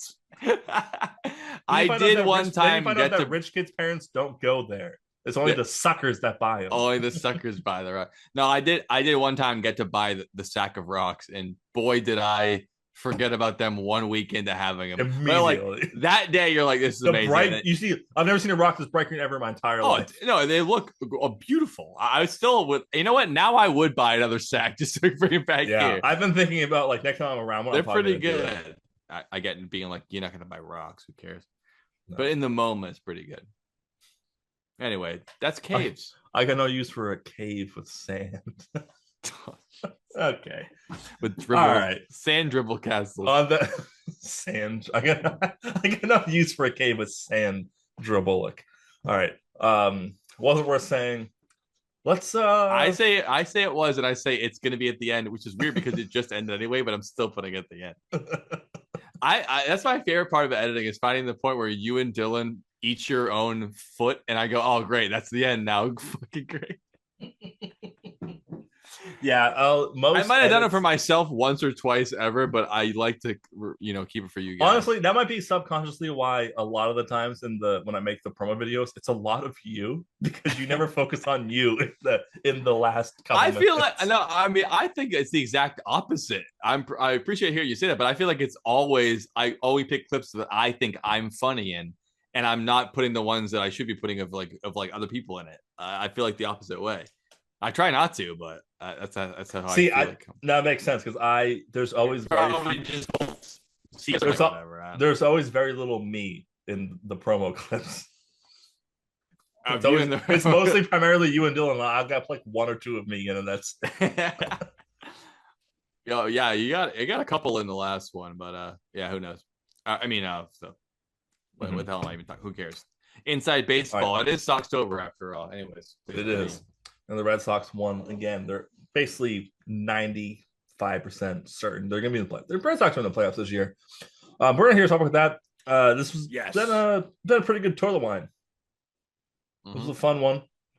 And anyone who's been here before, you know what we're about to do. If this is your first time watching Toilet Wine, we end it a little bit differently than most podcasts will. Maybe it is their first time. It's the episode rises above the ether in such a way and strikes people to their very core of the earth. And they're like, this is the episode to start with. This is the definitive Toilet Wine episode. It's called, what's it called? Dive on in. Now that's even better. What a better place to start. Dive on in. I hate to ruin it, but yeah. So we end this the same way we end every Toilet Wine. We got a little drinky poo. Hey, because when we started this, we didn't know what this was going to be called because it was a last minute. Oh, it's Dylan can't do it. Well, we should do something. Let's just Go But for we were it. so driven we just wanted to make content for the machine that is the internet. We just need to make content, you know what I mean? We had to feel good somehow. So ever since then, we've always toasted the end of the episode. We got our toilet wine shotskis up here, and I think the toast today is that caves are fucking terrifying. I'll stay in the light where I can breathe. Thank you very much.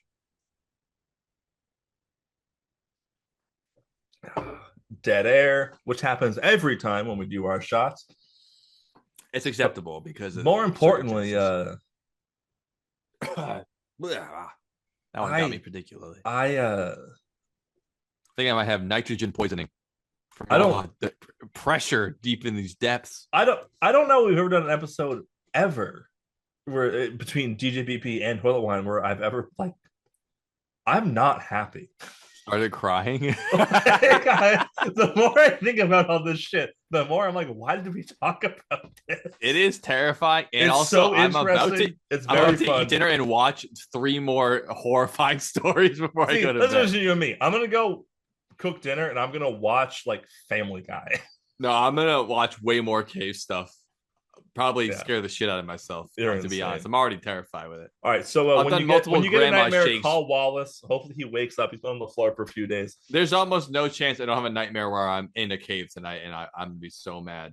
Yeah. You're gonna be in the cave, and it's gonna be the cave from last minute fictional cave, the cave in Fight Club when Edward Norton's character is getting talked through his cave, and he's the penguin, but he sees Starla inside. That's my last cave of the night. That is a deep cut. I would never have thought of that. It's okay. And with that, thank you for drinking our toilet wine. Yeah, and also the cave that Aladdin goes in to find the lamp. Oh, but it's all made of sand. Yeah. All right, no, that's the best one. I got no use for an Aladdin with sand cave.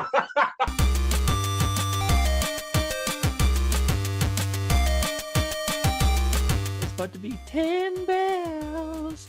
It's about to be Sockstober, baby. We're by the time this episode's come out, Sockstober. You can't script it. Much like this podcast, it will not be scripted. Cannot be scripted. Is, Sorry, got you horny. Trust and love, which means you get when you get your torches, so you can see through the cave. You let those die out. Then there's natural crystals that glow in the dark. Natty that crystals. Lead you through the thing. Nice. Talk about some natty light. Am I right? Crystal natties, big naturals. It will happen. It will come up. I bet. Well, yeah, you can bet on yourself. Call me Joey Otonics. I'm betting on myself. Carl! And people think Up's a sad movie.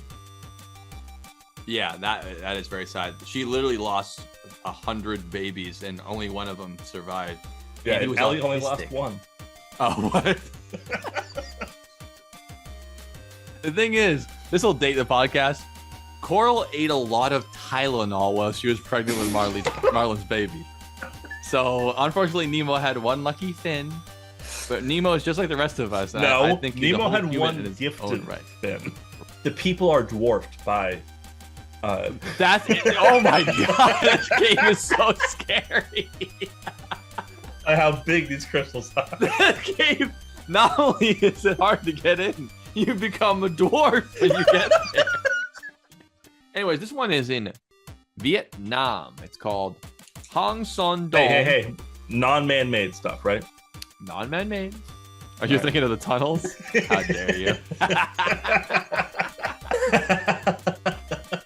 Also, what's the name of it when you dribble the wet sand and it makes the little drizzle shape? Sand drizzle? The drizzle castles, you mean? Yeah. Yeah. How's drizzle castle? How's drizzle castle? Hold it back. And now we're doing it in the recording. Yes. All right. This does bring up a point that we probably should mention. That is the kind of shit that I say is only for when I'm editing it and no one fucking cares besides me. I'm like, yes, there's a jungle inside it because there's giant holes of light and all the seeds. To grow plants. Oh my. Exactly. But like people who are like high level military officials, like they're not going to live there for a year. They're rich. They're like, I'm going to leave. I'll come back if the fucking bombs are hit. But yeah, it's very. I mean, you can't get in. Yeah, so no, obviously not. Yeah. This is an interesting one though, because the opening is not supernatural, but it's also okay. Sand. I got enough use for a cave with sand drabolic. All right, Wasn't worth saying. Let's I say it was, and I say it's going to be at the end, which is weird because it just ended anyway. But I'm still putting it at the end.